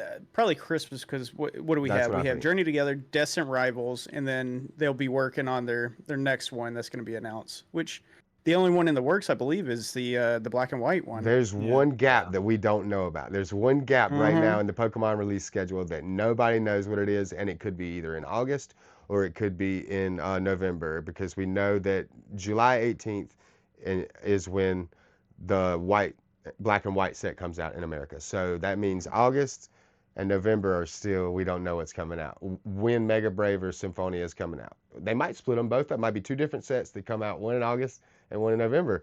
We don't know. Yeah. Maybe. You know, I'm like, Yeah. I don't know. This is the part that I kind of have fun with, you know, if you can't tell, I'm giddy. But I don't know. I just wanted to hear what you guys thought when you thought it would release. I think before Christmas, honestly, that makes the most sense because of the hype, the build. But, you know, they don't need help selling this thing out. So I don't know how you do it. I don't know. Mm. Yeah. Yeah. Who knows? I mean, it's so far in the future to make solid Yeah. predictions. I do think that it depends on what we see with the releases of this new game and their Mhm. intentions, because it could Mhm. be like we could have like a special set that's built just for this spin-off game, or just for this new mainline series like we saw like Pokemon Go. Mm-hmm. We don't know what it could be. Oh, Um, that's a good point. yeah, but I do want to talk a little bit about this with going back to Kalos and X and Y. I'm personally really excited because, like I said before, I took a break. I became a Yu-Gi-Oh guy, and then I Yep. came back to Nice. Pokemon. So I took a break between Diamond and Pearl and X and Mm-hmm. Y. I skipped Black and White, right? I got you. And looking back at it, I really like Black and White. I wish I actually played it. Um, but X and Y really got me excited because it had that nostalgic kick with the Megas. That's the truth. It hooked me in. When I saw Mega Charizard and Blastoise and Venusaur, I was like, okay, I'm gonna buy it. Um, but now when we look at the timeline, it's been 12 years since that came out, which is kind of crazy to think about. But the kids who played X and Y are now going to be the same age as I was when X and Y came out. So it's going to be like that Mhm. same experience again for them. So I have a feeling that X and Y is going to end up being a very nostalgic set because, you know, like 13-year-olds at that time are now 25, like they're in that like right age group to where having a nostalgia set dedicated for them makes a lot of sense because they're the most Yeah. you know, they have the most like income to just kind of blow on cards and Right. games and whatever. So I could see that happening as being like, hey guys, have some nostalgia, enjoy. Yeah, yeah, You know, Mm. for I sure. mean, Greninja's huge, you know. Mhm. So I mean, we might even see like a mega. Did we ever get a mega Greninja? We never did, right? I don't We think just got the so. battle bond, I think it's Gen the Yeah. 6. Ash So like, Ninja. is what generation is Greninja? Is he Gen 6? He's Gen He's 6. the starter. Okay, Gen Yeah, he for is. six. That X is and right. Y. What am I thinking? Okay. Yeah, you're right. You're Yeah, right. so I mean, we could see like a Mega Greninja now coming into the picture, you know, and that would be like that kid's like Blastoise from, Gotcha. you Yeah. know, Yeah, yeah, 10 yeah. I years don't know ago. why I was thinking that that was a Ooh. difference. I was like, is he Yeah. Gen 6? Yeah. Yeah. If they stay with, if they do like maybe variations of the same starters, which would Hmm. be interesting just because it's not the most love other than Froakie, it's not the most loved set of Well, starters. what the rumor Hmm. is that they're going to have multiple gen starters for this game. So you'll be able to pick starters from Yeah. like 2 or 3 different gens. So Okay. that way Interesting. they'll let you Okay. pick. Ooh. That's the rumor, and that came out with all Do the other you leaks that came out earlier in the year. do you mean that like with how they did it where they had different starters from the generations like in Legends Arceus, or like there's multiple generations they can choose from? Yeah, multiple generations that you can choose a starter from. That's what I've heard, but I don't Okay. know. Yeah, but I think Yeah, that'd but be if weird I personally. But I mean, don't know how the story goes. I mean, like the other ones, like they sent you back in time. Are you able to take a Pokemon with you back in time? I don't know. Are you able to? yeah. We don't know Yeah. what the story is going to be. Are you able to take? Like I don't know. I was like, how do they implement multiple generation starters in the same game? Because that doesn't make sense in my head. So like it'd have to be Yeah. something. But I understand if that's a possibility because it's something they haven't done. That's the main reason I was like, okay, that'd be cool to see. You know. Pokemon Uh, Radical Red did it. Why yeah, can't yeah, they? true, Yeah, true, that's true, true. true. But Yeah. yeah, Yeah. now I mean that kind of wraps up the games as far as like what we're anticipating. I think we covered most of the leaks. We can't cover some of that stuff. It gets pretty dark. But yeah, no, Yeah, yeah. I read that today. Yeah, yeah, some of that stuff gets pretty I dark. haven't read this yet. But yeah, the biggest thing really is just the implications it could have for the TCG, the new Mega Evolutions. We know how big like Mega Rayquaza is in the Pokemon card space. So like Mega Evolutions coming back is huge. And Yeah. especially if they have Yeah. some new Mega Evolutions in this game that have never been done before and Pokemon that people have always wanted, things like that. That's where we're looking to win big. And with this partner game that we're talking about, this battle game where it's a multiplayer game, there's some good return to team ups. So like that's what Hmm. I imagine Oh, is that's true. now you got Hmm. opportunity for badass full art SIR cards with team ups Ooh. of, with your, Yeah. Team up Akira megas would be Igawa awesome. doing, yeah, 2 mega or now to say you got 2 mega evolutions on one card, that's really going too far. I think that's, wow. That would be so I He don't cool think, draws though. the line. yeah, I don't think we can handle that because you see how things are going now where it's like brand new sets are already costing more than old sets. So like Oh yeah. imagine how hard one of those would go if they came out. And look at like I said, Mega Rayquaza that's thousands and thousands of dollars in a PSA 10. Imagine how that would go. The race to PSA 10 first would be insane for that. Yeah. Because Yeah. everybody's racing to get that first PSA 10 so they can choose how the market sells it. And Hmm. that's what's killed us these past couple sets, in my opinion. That everybody buying all this stuff up so they can be the first person to PSA it and tag it now. Tags really, they're killing it with some of the sales. Now, they don't sell as often, but they sell for more. Um, Coda, I don't know if you know your camera went My out my just now. my camera died. We can keep rolling. Okay. I'm gonna. All right. You're good. I was just letting you know. Now, unless any of you got something else you want to cover other than that in the games, I do want to move on to real quick before we because I don't really know much about the Dragonite anime that's coming out on Pokemon Day. I just know that it's like Dragonite Mailman, anime. I haven't really heard much about what the story is going to be. But I wanted to ask what you guys thought about investment opportunities right now in this market. Just real quick, we don't have to go into deep strategy. This is not investment advice. This is not financial advice, but we are going to Yeah. give some speculation. We've already said like, okay, we know that Japanese 151 is going through the moon. We know that a lot of Japanese stuff is already going up in value.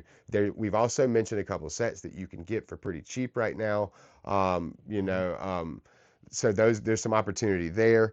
I do want to mention Sword and Shield just because we have least like so low print runs on a lot of the stuff, like not reprinted to as much as a lot of other uh, sets. Like what do they call them? True. Blocks, where it's like a whole. So you got Sword and Shield, you got Black and White, you got Mhm. Scarlet and Violet. Sword and Shield is very limited in how many prints they did of some of these sets. Most of those sets didn't get reprinted like all the rest. So there's some really good opportunity, I think, there. And there's a lot still available on TCG Player. So, like, there's still some opportunity there. Now, we all know that Scarlet and Violet is liquid gold right now. Like, we all know that you could, Mm-hmm. make Mhm. money if you got it. Buying it's pretty hard. We know that this stuff is going to appreciate more. What we don't know is if the market's going to crash tomorrow or not. So, is now Right. the time to buy into Scarlet and Violet, or should we wait for the next lull to buy all the stuff that everybody's liquidating because they bought too much of it? You know what I mean? Because when this market does Right. crash, there's going to be flash sales all over the place. Should you Mm-hmm. wait till then to buy into Scarlet and Violet? So, what are some of you guys' investment thoughts for the next week going forward, and just for right now in general? What are some of your investment thoughts? Okay, I'll go. So I've been following a lot of analysis for Pokemon Center, and we know that there's only one more booster box available, right? It's Mm-hmm. the Temporal Force. Right. And Yeah. from what the bots, because there are bots over there that monitor the UK, English, sorry, not English, American, and a few other countries, and they're saying that there's only about 10,000 more booster boxes, probably less. I haven't watched the thing this week, but as soon as that goes out, Pokemon, or sorry, not Pokemon, the set usually gets the Pokemon Center bump and shoot up like 20 to $40 roughly, Right. and that's what we saw with like Paradox Rift, Twilight Masquerade, even Shrouded Fable. Yeah. You Hundred know, Yeah. percent. we saw that the ETB from that, the Pokemon Center one, shot up to $100 in less than 3 to 4 days after it sold out, and that's Yeah. probably the that one, and I think one of what was it, Celebrations, is probably going to be a good one for the next coming year with 30th coming out. Mhm. I think I stole that from one of you boys. I think, yep, yeah, I stole it from his video, I believe. Good information then. Yeah. You Yep, got it from a Yeah. reputable I was gonna source. get into that. yep. Yeah. Um, can the answer be just yes? Like, yeah, there Yeah. there are opportunities. Again, there are opportunities to find. Right now, I'm hunting singles. I'm looking at things That's that I think will appreciate. Mm, yep. We talked about the Palafin from Pound Day and Fates. There's Hundred also percent. the Wug Trio that's in that set. Yes. There's a few different Yes. ones that are cheap, that are low risk, that Mhm. if whatever happens, manipulation, appreciation, whatever you want to call it, whatever's happening, if Hmm. those happen with those cards, you are at such a low risk to get a bunch of them Yeah. that it's not hard to make some money off of that. Again, not financial advice, but Yeah. like it's not I don't think they're gonna lose their value. And even if they do, what are they good at 50 cents? Oh no. mhm. Right. You bought If 50 you of them, don't you get a lost 25 little bucks. excited about the risk involved in that, then you're probably not. I'm not going to say the thing's not right for you, but I mean, you're probably not going to have fun doing this if you're not going to get excited by the idea of taking a little risk. At least Yeah. a little bit. Yeah. At But least in the like market now, it's the bull market. Everything's a risk now. We're getting to high peaks right now. We don't Yeah. know when the cracks are going to form, and we're just Yep. going to fall through. So it is a risk right now, but it's also a risk buying when it's coming down too. But Yeah, we're true. Mhm. right now we're on the up. Yep. We're the uptick basically. Yeah. when you're Yeah. doing it for like as an investment, as a product for your shop, and everywhere, it doesn't really matter unless you're dealing with like I don't know, like Oreo, where it's like it's just never going to go anywhere, right? Or stuff like Right. that. Yeah. Any company Doritos. that buys anything, Yeah. yeah, any company that buys anything is taking risk. Yeah. Mhm. 100%. And in this kind of market, it is a much more volatile risk, but you can manage that by, you know, basically use what you don't mind losing Right. if you're going to speculate on stuff like that. I'm not saying go out and spend your life savings on Palafins, No. Yeah. but if I had $50 or something, I was like, I want to pick a card, I'm gonna buy a bunch of it and just see what happens. It's gonna be something like that. Yep.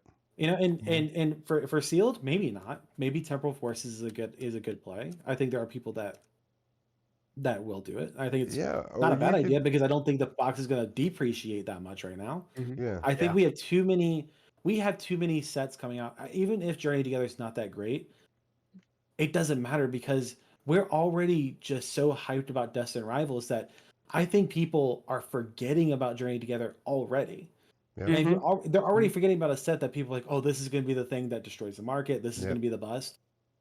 It's hard for it to be because no one cares about it right now. They're focused on Destined Rivals yeah. and The hoping next to get thing. all the PC TVs and the booster boxes and everything from that. So I my blue's gone. No, I've now found the battery life is 3 hours on them. Um, but you're always gonna have some opportunities to find something in there. If it's sealed, great. If it's not, you know, just be flexible, be adaptable, adapt or die. Just Yeah, find yep. your thing in the market.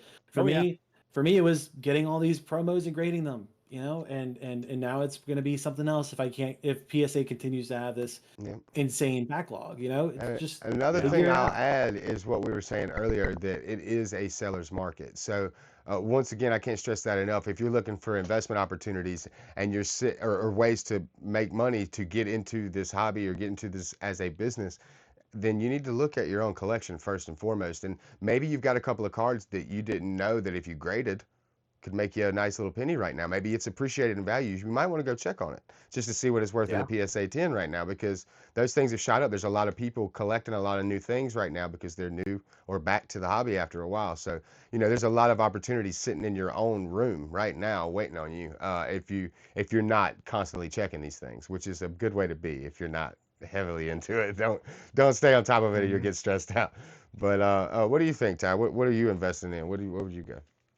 I have so many thoughts. I I think bet. about this all day, every I day. know. So going into like the singles that you just said, like, hey, you don't know what you have. I was shocked to see how much Gloom went up from Yeah. Oh Obsidian yeah. Flames. Yeah. I Yeah. was like, what? I I'm knew sitting which on a one you $20 meant. card Yeah. that was a yeah. Um, so I kind of want to go through this in like kind of each era. Mhm. Um, and also, where is the mindset of the person getting into this? If you're going from the long-term perspective, Scarlet and Violet by far is one of the strongest Pokemon generations we've ever seen. This is the hype is really real. I ironically probably the worst set that you can get into in a long-term investment right now. And again, like everyone said, not financial advice. Also, I'm gonna keep it calm so my thing, doesn't Yeah, cut me yeah. out.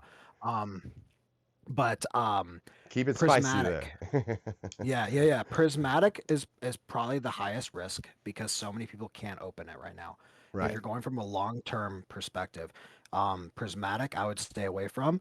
Yeah, I there's my would tin look, display up there. You can see my little tin display. I got my one yeah, little yeah. tin display, and I want to open it, but it's just That's so beautiful. I will that. not. Yeah, no, Mhm. keep it sealed. It's beautiful Yep. up there.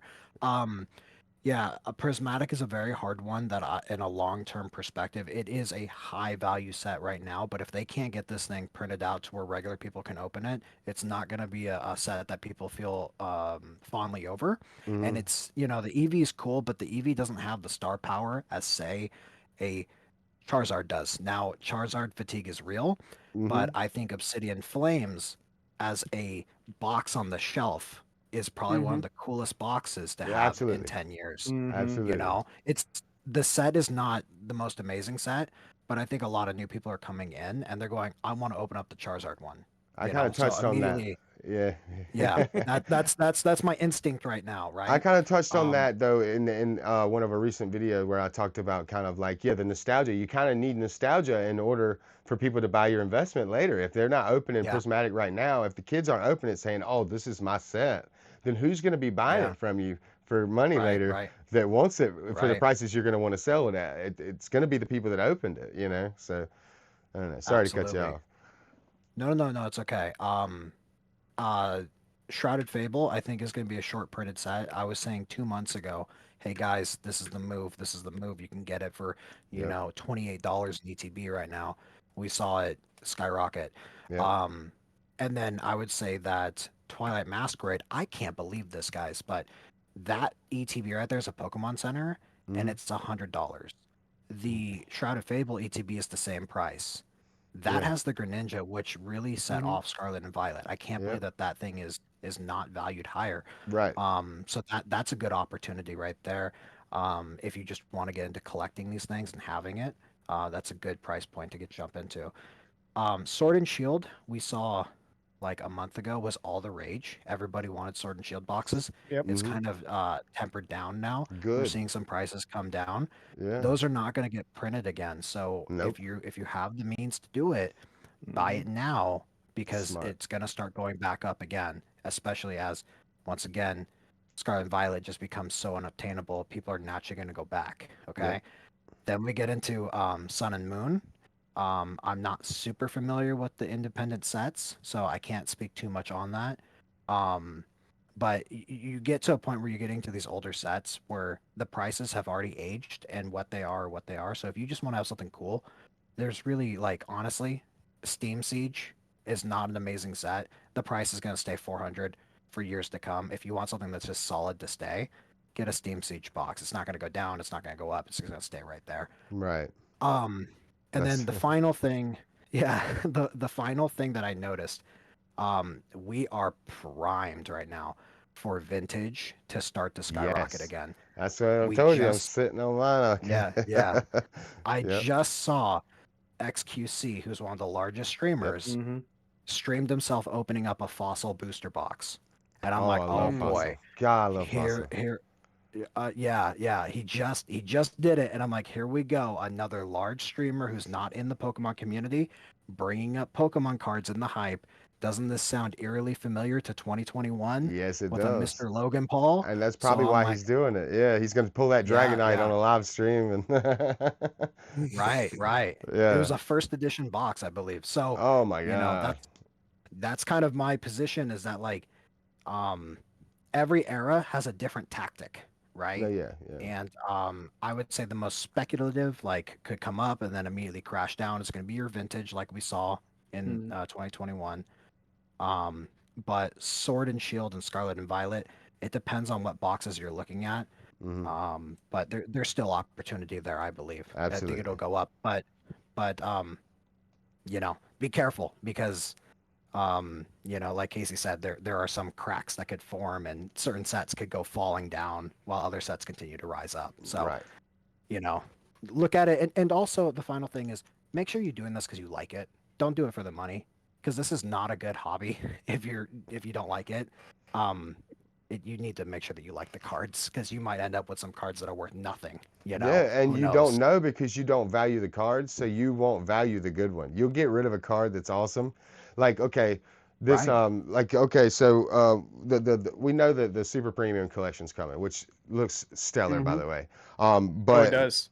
Hmm. it's coming with that promo, that Eevee promo with the cake busting out of the cake or whatever, which we thought we weren't getting because it was in Terrestrial Festival, and we haven't seen it in Prismatic Evolution. So I thought, we were thinking we're not getting it, and then boom, lo and behold, in this premium collection, we get the Eevee promo from Terrestrial Festival, which I love, by the way, and it's done by a renowned cake pastry chef in Japan. So that art has Hmm. significance. It has meaning. This is a $90 box. I say $90 box because we all know it's going to get scalped to high heaven and be 150 350. by the end of that, Yeah. first 15 minutes. It'll already be listed for Yeah. 150, 200 bucks. So I think you're expect to be being paying very that. generous.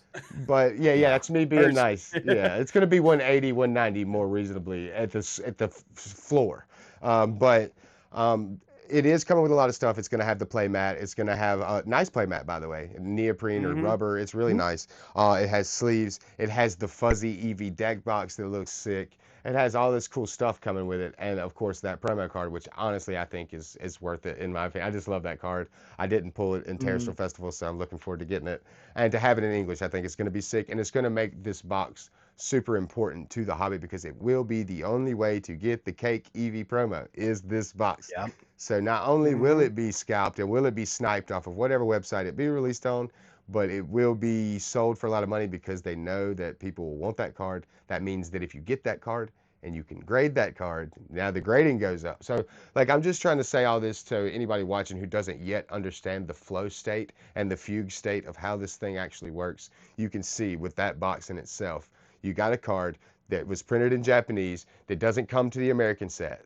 But now it comes to the American set, but only in this one American box. You have scalpers in the hobby. You see how this builds hype around this one card that comes from it's the year of Eevee. That's what they keep saying, and that's what's going to happen with that one card in that one box. Now that's just one thing, but I'm saying like if you're able to get in and get those at $90 a piece and get 15 of them, then you've made a pretty decent play, especially if you're planning on sitting on those bad boys.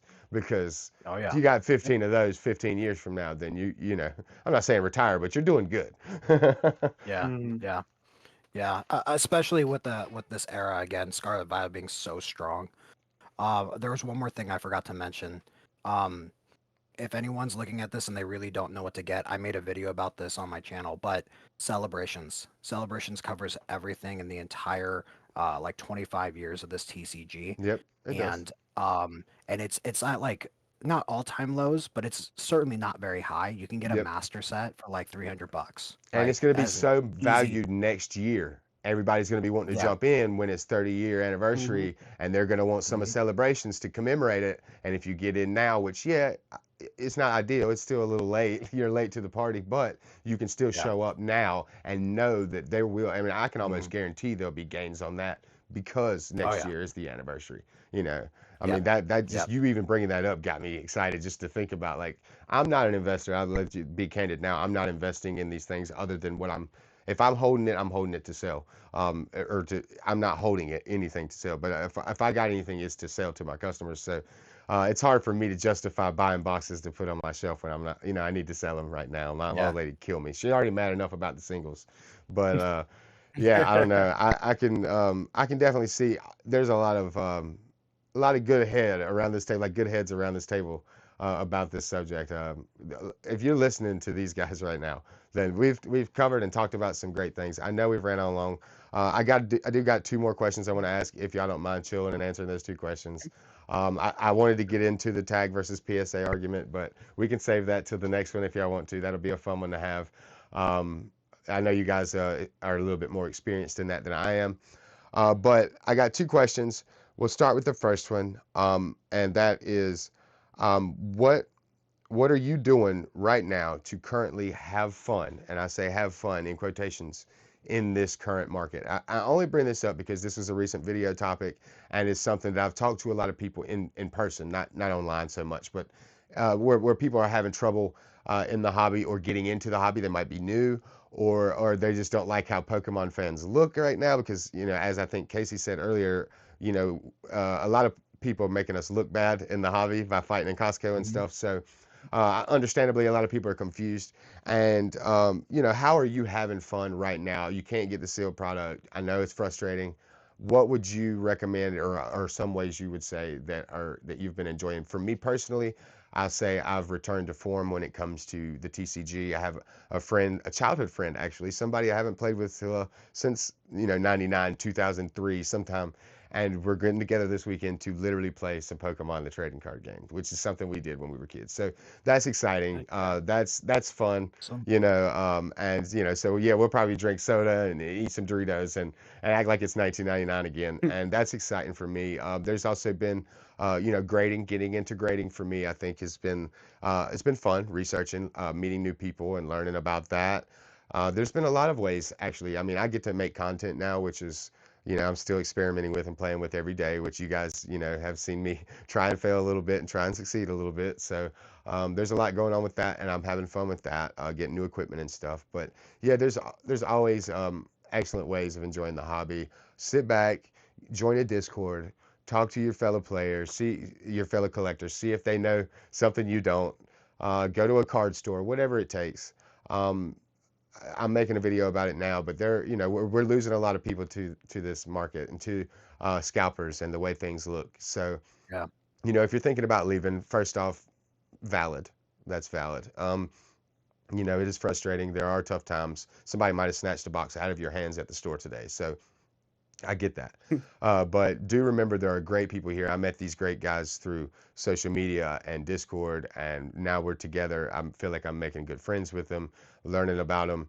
You know, and not just that, but we're bringing these perspectives to you, which now we all get to share. And I think that's such a special thing. How can it not be included in the fun as well? There's ways for you to go out and do the exact same thing I'm doing right now. So I think there's a lot of fun to be had. So just consider it before you leave. Maybe you need to pivot. What do y'all think? I personally still like to rip, like when I can. I can't rip my sealed stuff. That's for the shop and my personal stuff and all that. Respect. But my wife's display she bought for me for my shop.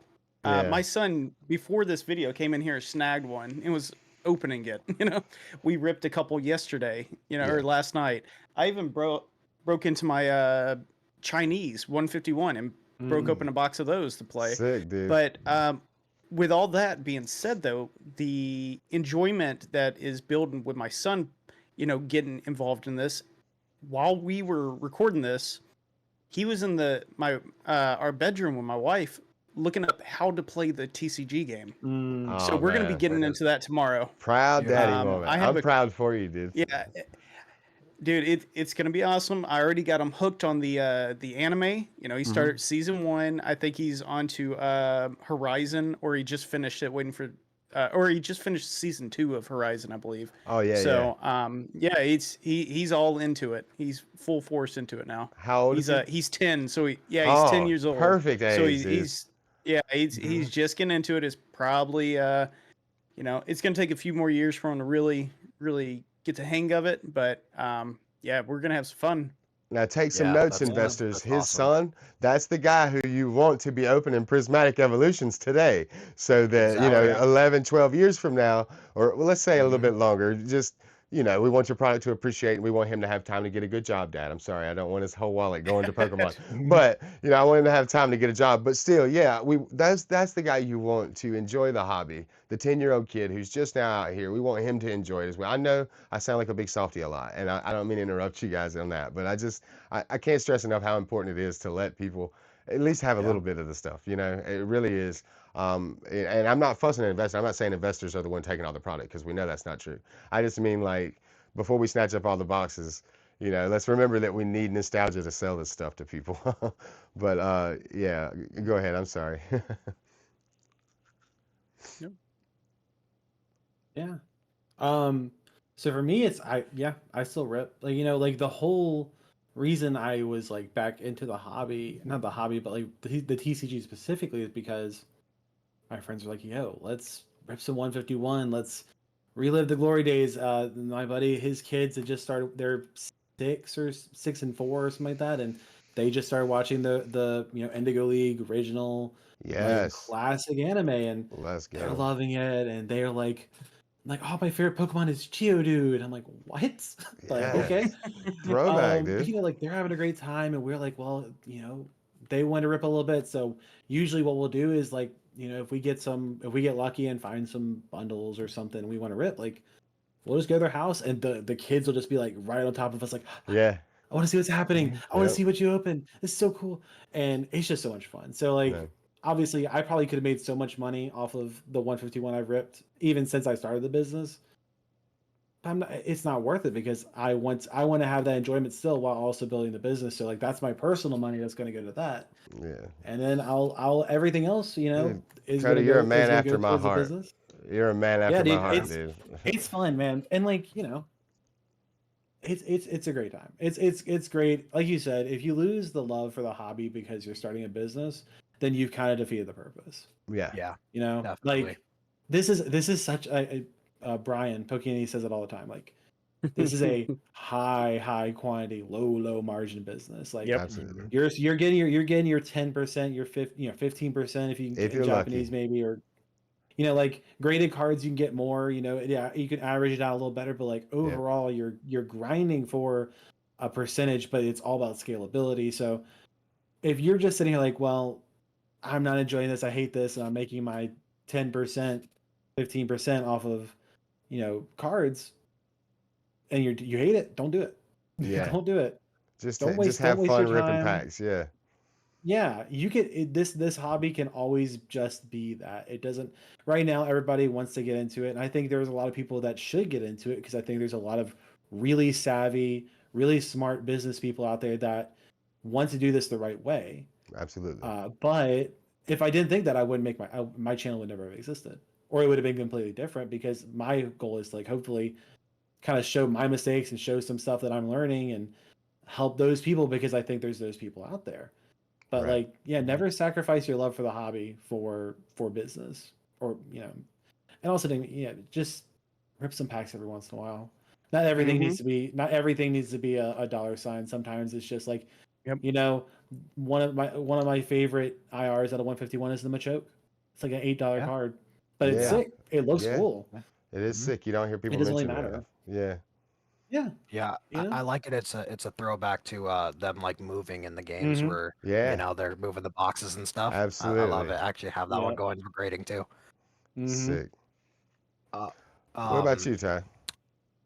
so maybe I'm a glutton for punishment. I really like the hunt. So Yeah. here's the weird part. Yep. Um, I really enjoy going to the store and walking into the aisle and seeing something on the shelf, even in this Yep. market, and being like, awesome, I'll take that, and it could be a power mystery cube from Walmart or whatever, right? But what I really found is that it's forced me to branch out into different places that I normally would never have gone. So now, instead of me just going to a local retailer, I find myself walking through swap meets. Mhm. I find Mm, myself going to expos. Next weekend, I'm going to Collecticon in or not Vegas, Los Angeles, right? And these are all things that I would not have done if the market was not as hype as it is right now. Because I would just be like, oh, well, I can just order it on, Smoke and Mirrors Hobby and call it a day, Mhm. right? But because I can't get it, I'm like, well, let's go see what's out there. Let's go. And I get to like talk to the vendors and get to meet new people. And in a weird way, it's kind of forcing me to live vicariously through other people. So I find myself watching the content on YouTube more often, yeah. getting to meet other Mhm. people. So that's how I'm having a lot of fun with this. Is that it's forcing me to expand all areas of the hobby. And I even like I don't play the TCG very much, but I did pick up a little battle deck because I was like, why not? There you Let's see go. what happens. That's So fun. just Yeah. to kind of learn it a little bit, and because again I'm going to these events, I'm meeting like the local card shop owners who are like, hey, come on, we have a pre-release event, sign up, I'll give you a little discount, we want more people in the shop. And so now I'm going over there, and it's a good time. It's a lot of fun to get really back into it, because like I said, I'm like back in it probably 6 months ish, because I've been on and off for so long. But yeah, it's a really good time to be back into it, even though it's hard to get product. I kind of want to build you a deck now and send it to you, just to, Yeah. just I to was mess with you. I I was actually gonna ask you to build me a ghost deck. All right, I was Um, about to say some yeah, Gengar action, something. I'm taking yeah, notes yeah, over here on yeah. on all of you gentlemen, just to see, because I like. Yeah. I know I talk about this a lot, but I come from the Warhammer world, and Mm. I'm big in Warhammer 40K. I got a bunch of stuff. This is just my pile of shame here, and it. You want to talk I'm about an expensive hobby? Oh my gosh, yeah. And I'm big on like I when know. I meet somebody, I'm like, okay, so I know what faction you'd play, or I think I know where you know what I Mhm. mean? So, Mhm. I kind of want to get to be the same way with a deck and be like, well, what kind of deck would I recommend for this person? And so that's just another way I'm having fun in the hobby. But yeah, always be having fun, guys. Always be trying to find a way. I know I've kept you guys forever. I got one more question, and then I'll let you guys, remind everybody your channels, where to find you. And we'll go from there. All right. I really appreciate y'all being here tonight. It means the Mhm. world to me. I know this is on a whim. Again, guys, we're a bunch of creators. We're a bunch of business owners that we've gotten together in the space. We found each other through social media. We've talked a little bit in Discord, and we enjoy what we're doing. So we figure, why not Yeah. do something? Why not try something? We didn't. I mean, we've beat around the bush a little bit, kicked the can around a little bit, but we jumped on here and we tried it out. So now we got this. And I honestly, I've enjoyed this talk a lot. I know it went on a little longer than I expected, but I've enjoyed myself a lot. I appreciate you, gentlemen, for being here. I really do. But the last question is going to be, what would you say to somebody wanting to start a business in the Pokemon space or a channel in the Pokemon space right now? What would you? It doesn't have to be just one, but what would you say to them if you could keep it kind of narrow? And what would you say? Yeah, I'll take this one first. Do it. Hell yeah. You just Yeah, honestly, with Yeah. the content specifically, you don't have to start a business to do it. If you just like, talking about the market and talking about the different cards or talking about the news, whatever, just do it. Don't worry about it being. Don't worry about how it comes off. Don't worry about people watch it. Just do it for fun. It's fun. Like, I don't care if anybody watches my channel. Of course, I'd like them to, but like, it's fun. I love content Yeah. creation. That's, I mean, kind of going back to the last question. Content creation is really fun. Yep. But for a storefront, like, just know why you're doing it. Mhm. If you go into it because you think it's gonna be easy money, then don't do it. Yeah. If you go into it thinking that uh, you're going to be Pokey, you're gonna be Rudy, you're gonna be Danny Phantom, Yes, good don't do it. advice. Because Good advice. yeah, you could be, and that is not a bad goal. But if you No. think that that's what's gonna happen anytime soon, don't. No. If you want to just go into it because you love building businesses and you love the hobby, or you just want something to sell in TCG Player because you want to help fund your collecting addiction or your pack ripping addiction, really. Yeah. Yeah, do it. Like that kind of like there's so many different levels. I think one of the biggest things that even I have had to like think through a little more is everybody has varying levels at which they want to be a business in this hobby. Mhm. And it's okay to just be I just kind of sell what I rip and I don't want on TCG Player. Mm-hmm. And it's okay to be I am going crazy. I mean, like most of us here, really, like we're trying our best. We're in every avenue. We're looking. I'm scouring. I'm sitting in bed. It's late. I gotta get up in the morning, and I'm scouring Facebook Marketplace for Yep. collections that I can look to buy or trades that Yeah. I can look for, like flipping some of my sealed collection for collections I can sell. Whatever. I'm always looking for something.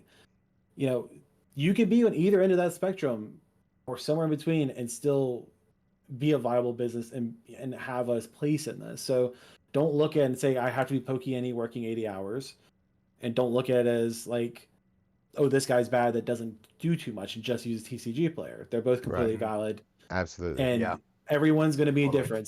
So there's no one business type fits all. So Beautiful. just figure out what you want to do, why you want to do it, and build brick by brick, blood, sweat, and tears. It's Yeah. going to take you a while. It's all good though. It's fine. That's what it should be, because if it's worth doing, it's worth grinding for. Damn right. Yeah. Very true. Um, if I can go ahead and take this next one. My advice regarding content creation is that this is a great time to get started. This is the year to get started with content creation. As I was just explaining, I personally am watching other people because I want and I can't get enough of it. Hmm. And so that means that there is an audience, like a community that will eventually find their way into your channel, and you'll be surprised, but they'll be there, and they're really going to enjoy what you have to put out, even if it's not the most professional thing. I mean, people on TikTok just do little clips of what they have, right? Just like little 5-second Mm-hmm. clips, and they get thousands and thousands of likes. Like, not to make it about like, hey, look how Yeah. popular I am, but like it's out there and people really enjoy it. So content creation is a no-brainer. Just get started. Don't worry about it. Everyone's kind of rough in the beginning. Um, but you'll find your voice and you'll find your place and people will find you. Regarding the business side of things, um, if you're not enjoying, like if you have a personal collection, right, and you're willing to let go of some of your items and you go through the process right now and you start doing it, if you're not enjoying it right now with that, then you're not going to enjoy this business model because this is the best case scenario. Yeah. What's going to happen later on is it's going to slow down and things are going to crash and prices are going to fluctuate and you'll be able to get inventory, right? But if you didn't enjoy it at its height, where you're willing to sell some of your own stuff, and not to be like, hey, you need to sell your own stuff, but it is part of it is that everybody has to be willing to let go of a little bit of their personal collection to get started in this, I'm guilty of this. or have a lot, yeah, or have a lot of capital, to invest heavily. But right now is not a good time to invest heavily because No, of it's how not. expensive everything is. Mm-hmm. So, I mean, we did talk about a few options. There's ways that you could play it, and And you know, it is something that you can scale extremely small, like Kota was just explaining, or you can, you know, have it be massive. That's the one cool thing about this business is that, you know, you kind of, you know, put the gas pedal down as far as you're willing to go, and you can let off, and Yep. it's okay. Like people will come back or whatever. It's not a big deal. But like I said, give it a shot. Be willing to kind of lose a little bit to gain a little bit, and if you're not feeling it, then it's okay. Just focus on content creation. Go enjoy the hobby in other ways. There's many, many other things to do Right. for Pokemon. Yep. So that's my advice. Right. Okay, I'm pretty Solid. much going to piggyback off these boys. You know, Yep. solid advice there. But what I would say is the hardest part about content creating, at least beginning wise, you're not going to be perfect. It takes time to be good. Your background's not going to be good. Your content might not even be good, but it's not a speed run, and that's the same with the business. It takes time, day after day. You got to learn, you got to improve, and eventually, you'll look like your background and stuff will look as good as these boys, not this boy. Yeah. But over time, you just improve. You improve your channel. Your audience will find you because you have an audience out there. When you first start, it's like a wide cone, and eventually it will narrow down to your people, the people that want your stuff and that you talk to every day with, for the most part. And the business side, you're not going to be Pokey NE. He's been here for like 4 or 5 years already. You're not going to be the big dog on campus kind of thing. It takes time, and that's the thing. Just start. That's all you have to do is just start. And when you Yeah. start, you know, you'll build, you'll get following, you'll get people, you'll get more advice, you'll get to connect with people. And that's the big thing, at least with me, is I started this not just for the business kind of aspect. I wanted to connect with people. I'm Yep. more of a shut-in. I stay at home. I do research on the computer. I'm living Pokemon right now. Everything browsers are all populated with Pokemon. So I'm really in the weeds here with this stuff. You know, That's looking good. through every site for anything. So Mhm. you know, sometimes you just need to get out there. Go to card shows, go to this, put yourself out there. And that's the hardest part is just putting yourself out there for the first time, maybe the first week, the first month. And after that, it starts rolling. And that's the biggest thing. Just start.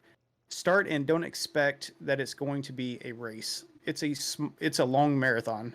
Mhm. Yeah. And Yeah, that's pretty much my point. That's what I I'll was, quickly. kind of. Go ahead. Go ahead. I was gonna quickly piggyback off that for a second. Like, I want to point out like two of the most right. Well, one long time successful, one continuously growing successful. Rudy and Nostalgianomics, and I know Hmm. Alex is a bit controversial or whatever Yeah. people Mhm. call him. Like He is what he is. He's he you proud know of what, it. he Yep. has his takes I agree with. He has his takes that I think are not Yeah. quite there, but that's fine. Like Respect where it's that's due, though. like, but the whole point is like the dude walks into a room that's not well, like that's like from a like professional perspective is not Mhm. well lit and sounds like he's talking into a tin can half the time, Hmm. Yeah, and his he channel's blowing does. up. His rip and ships, It's like so true. I love having rip and ships in the background just for that. Like I just that little bit of Yep. dopamine that you see a cool Yeah, card and yeah. Yep. you're just listening to banter. You know, I spend so much time editing that it's nice to have that while I'm like color Absolutely. grading some stupid thing. But Hmm. like he's blowing up and he's not even like improving any of the equipment. He's just doing his thing still. Like Mhm. you will find, I think, what was it? There's a YouTube video I watched that was basically like there is like a tribe, they called it. There's a group of people out there. They're your people out there that will like your content because everywhere in the world there's groups of people that are similar to you that like similar things and kind of get that similar vibe. Yeah. If you continue to make content, whatever that is, whether it's a small population, a large population, like they'll find you Hmm. because YouTube's entire job is to put you out to Yeah. them. Hmm. So don't worry. Like I don't worry about all like the stuff that I waste too much time thinking on with sound and camera and background. Yeah. Like just go in your like do a voiceover of you ripping packs Yep. and talking about Pokemon. And Yeah. like literally the best advice I can have is like use your AirPod microphone or whatever you have and just sit under a blanket and talk to it and voice Yeah. over you ripping some packs and talking about cool cards you There you like go. Yeah, just do it. I yeah, mean, it is free to do. It is free to Yep. start an Instagram and YouTube channel and just post. Yep. yeah, yeah, Don't worry about yeah. all like this. And I want to also piggyback off of it too now. Um, the reality is that I really do feel that, like, I've watched like PokeRev. Mm-hmm. I've watched Cool Trainer Ryan. I watched Max Mofo back in the day. Mm-hmm. I watched a couple of people, and one thing that I've consistently noticed is that in my day-to-day viewing now, I don't watch the big content creators as much because I don't find them as relatable and Mm-hmm. as genuine, Mm, right? I do feel like it's more of a production, and this is kind of why I went away from, like, regular TV and went on to YouTube to It's a begin big with, point. because I liked the genuine aspects. So Yep. when you're making content, your imperfect I mean, guys, my camera is like crooked this whole time. Your Yeah. imperfections are what makes it desirable in some ways for a lot of Mm-hmm. people. mhm. So just be yourself, enjoy it, have fun. You will find your audience for Yeah, sure. in a way, that's kind of what I was gonna say is that I mean, first off, you guys have all hit the nail on the head, and I think you said the most important thing, which is really just put yourself out there. At the end of the day, Mhm. I think that was one of the hardest things and that's just talking about the content creation right now, but that could also be applied to the business side. Putting yourself out there is important. Um, like, because that was the hardest thing for me. Like I said, I launched my website. The first thing I said in this was our failures, and I launched my website, PokédexMP.com. I launched it without having a following, without having anybody know about it, and expecting people to buy stuff from me. So that's already crazy. But I had to tell myself, hey, you need to make content to build traffic to your site. Mhm. And so, like, putting myself out there, that first initial step was really, really hard for me. And it still sometimes is hard to be like, whoa, what is this going to be like? Or I'm nervous. But let me tell you something. As somebody who cannot stand to hear themselves speak or see themselves Mhm. in a picture or hear themselves recorded, I'm getting used to it. So it's something that you can, if you want it, you can do. Another thing, respect the algorithm. Be respectful in the first couple of minutes of your video. Don't go crazy, cussing and stuff like that. Give yourself a chance to reach out to more people. You want to reach a wider audience, then remember to be somebody who's palatable to a wider range of people. But respect the algorithm. Don't go telling 100 of your friends to like and subscribe to your channel because Yeah. chances are they don't watch your kind of content. And so them liking Mhm. and subscribing to your channel is going to, yeah, look like you have 100 subscribers, but they're going to be sending you to different niches. The algorithm is going to be like, well, hey, this guy likes fishing, so let me recommend him to fishing people. And this person is trying to learn guitar, so let me send him over here to guitar people. And you know what I mean?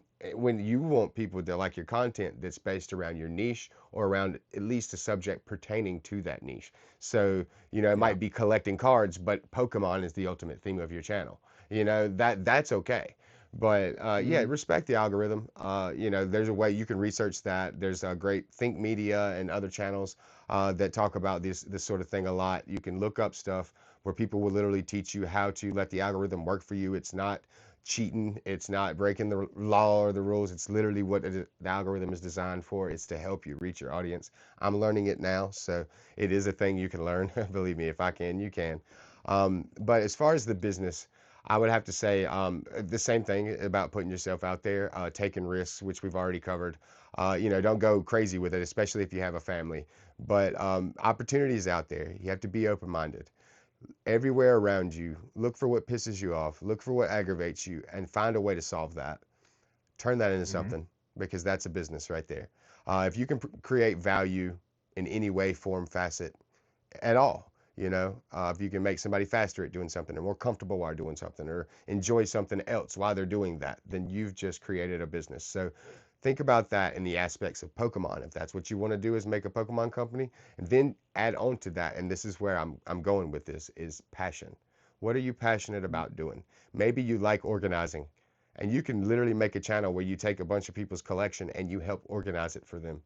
How awesome would that be to have a channel you could go to that's just ASMR of somebody just organizing their collection, and then they get famous for doing that, like they're Mhm. one of the Kardashians doing a closet, and they're just making your collection awesome. Maybe they hook you up with a couple art pieces they made just for your collection, and then other people are hitting them up now. Hey man, will you do my collection in your next video? It'll showcase my collection and I love the ASMR content, and I love, watching you organize stuff. Whatever. That's just one example. That's a crappy one, but I'm just saying, whatever you're passionate about doing, try to find a way that you can do that thing while doing that in a space like Pokemon space. If you want to start a Pokemon business or whatever space, you want to start T-shirts, then find a way that you enjoy making T-shirts. Like use what you're passionate about and use what you have to get what you want.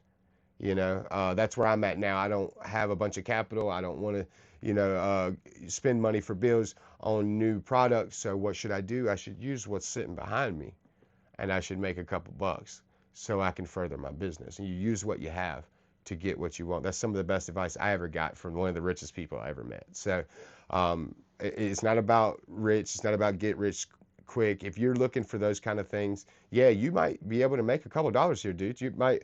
I mean, we talked about Pokey a bunch of times here. His big break, he bought some Charizards for $10 and he flipped them for $15 to $30. He did a big stack of that, $1,000 worth of them. And what do you know? Now he's got enough money to invest in some sets. He went heavy into Japanese, and that worked out for him. So, a lot of times doing the opposite of what the crowd's doing ends up being the good thing, but that's only if you have, like Dakota said, the capital for that. Only if you have the liquidity. Only if you're able to invest in this. Don't go too heavy. We're not telling you to go bet the farm. We've actually advised against it. Credit card debt, mortgage in your house, all of this stuff. Take care of your responsibilities. Take care of your family. But this can be an excellent place to have a side business, a side hustle, or just a hobby where you make your money back for opening packs. That's fine. Either way, you can find a place and people who love you. I don't know, gentlemen, you got anything else you want to cover or say? You can also take this time. I want you to plug your channels, let everybody know where they can find you. You've been excellent. I can't tell you how much I've enjoyed this. So thank y'all for doing this. I know it's late and I've kept y'all forever, but yeah, let everybody know how they can find you. We'll start with Casey. I'm sorry, Casey, go ahead. Always I picking knew on it. me. Yeah. I'm going to join late next time. No, well, thanks for having us. It's been really fun. But you can find me on YouTube, Backwoods PX. Also, backwoodspx.com is my shop. I try to be pretty competitive with my stuff, hopefully under market price for pretty much all my stuff. But yeah, you can find me on YouTube, Backwoods PX. Awesome. Yeah, I definitely have learned. I mean, I've learned a ton from this conversation. It's definitely like just little things that pop up that I haven't even thought of. That's something I'm gonna talk about in my next video. Is just like if you look at, I don't know why I'm in this mode right now. I'm tired, but like if you look at like everyone around you that's also in the business as the enemy, you're gonna lose so many Oh, opportunities. you're killing Oh, yourself. You're gonna lose Yeah. if you sit here and like, well, all four of us are on YouTube. All four of us are trying to make businesses. I need to keep everything close to the chest. I need to not mention anything. Then you're losing all the opportunities, all the resources that you can get to learn so Yeah. much stuff. You have to invest in people. 100%. Now that I'm off my soapbox, yeah, you can find me at Kota's Collectibles on YouTube, Instagram, TikTok if that's your thing, if that's still around. I post stuff there, but I don't keep up with it that much. Website coming soon. Yep. Hopefully a second video coming soon if I can get this editing done. All right. Well, first off, Harrison, thank you so much for having me on. Gentlemen, it's been a pleasure to have this conversation. Harrison, I just want to say you did a great job. I would say that out of all the content that I've seen of yours, this is the most relaxed, the most casual that you've been. And I know in the beginning you said you were kind of nervous about this, but this was Yeah. really actually well I done. forgot So about that. I didn't even think about it. yeah, Thank it you got so real much. natural real quick. So I just wanted Thank to you say so much. that. Yeah. As far as my shameless plug, you can find me at TigerMan30 here on YouTube. I generally do like a weekly recap on what's going on with the entire, industry of Pokemon as a whole. I occasionally put on some more other content, just kind of filler stuff when I get a chance. I also have an eBay account that's in my YouTube description. It's just Tigerman or no, Tiger Collects on eBay. Hmm. And then occasionally I also do whatnot streams. There's not too much out there right now because a lot of the product I have, I'm not willing to put up at these prices because I Hmm. feel kind of conflicted Yeah. I don't want to end up being a bad guy for putting it at these crazy prices. But Right. if you're interested, obviously everyone's welcome to send me a direct message and I'll let you know of what I have. Um, Other than that, again, thank you so much for having me. Yeah. All right. And all of that stuff, everybody's plugs, all of that stuff is going to be in the description. You guys check them out. I wouldn't have had them on if I haven't watched I watched all of their stuff. I've watched everything. The weekly recaps are awesome. Casey provides a lot of, like, I feel like he's got a lot of my head in the same kind of play. When he was saying things, he helped me make my next video. Like, I was like, oh yeah, literally something I want to talk about. And like, I love that feeling like you connect with somebody who's on the same. He did that automatically. And another thing, Dakota's down talking himself with the one video he's got out, and we get it. But like, I was in the same space. His one video is awesome. You can tell. I know you It guys can was tell just great. by having this conversation that he's awesome. His head is awesome. Like, where he's at in the space is where you. It's the kind of guy you want to get your content from. So like, it's very warm to have him here. Do check their stuff out. I can't stress enough. Like, I'm one of the people watching it. So like, I'm not being a hypocrite when I say that. And go in the Discord. My Discord will also be listed. If they have the Discords, their Discords will be listed. But get in the Discord, talk with us, man. We talked about this a couple weeks ago. You could have thrown in questions, anything you wanted to. Also, if you're a content creator and you like what you see here, maybe you want to join one of these talks, we will be rotating. We will have extra people on. Maybe I'm not able to do it one week and I get one of these guys and they're hosting it on their channel. Whatever it is, we are going to have rotating guests. So if you're a content creator and you want to get your business and your channel out there and you got some good takes you want to provide, or maybe some topics you want to talk about, we're open. And again, join the Discord. We talk about all that stuff there. And yeah, I appreciate you guys joining us. It's been wonderful. And yeah, we'll catch you next time. All right. Bye.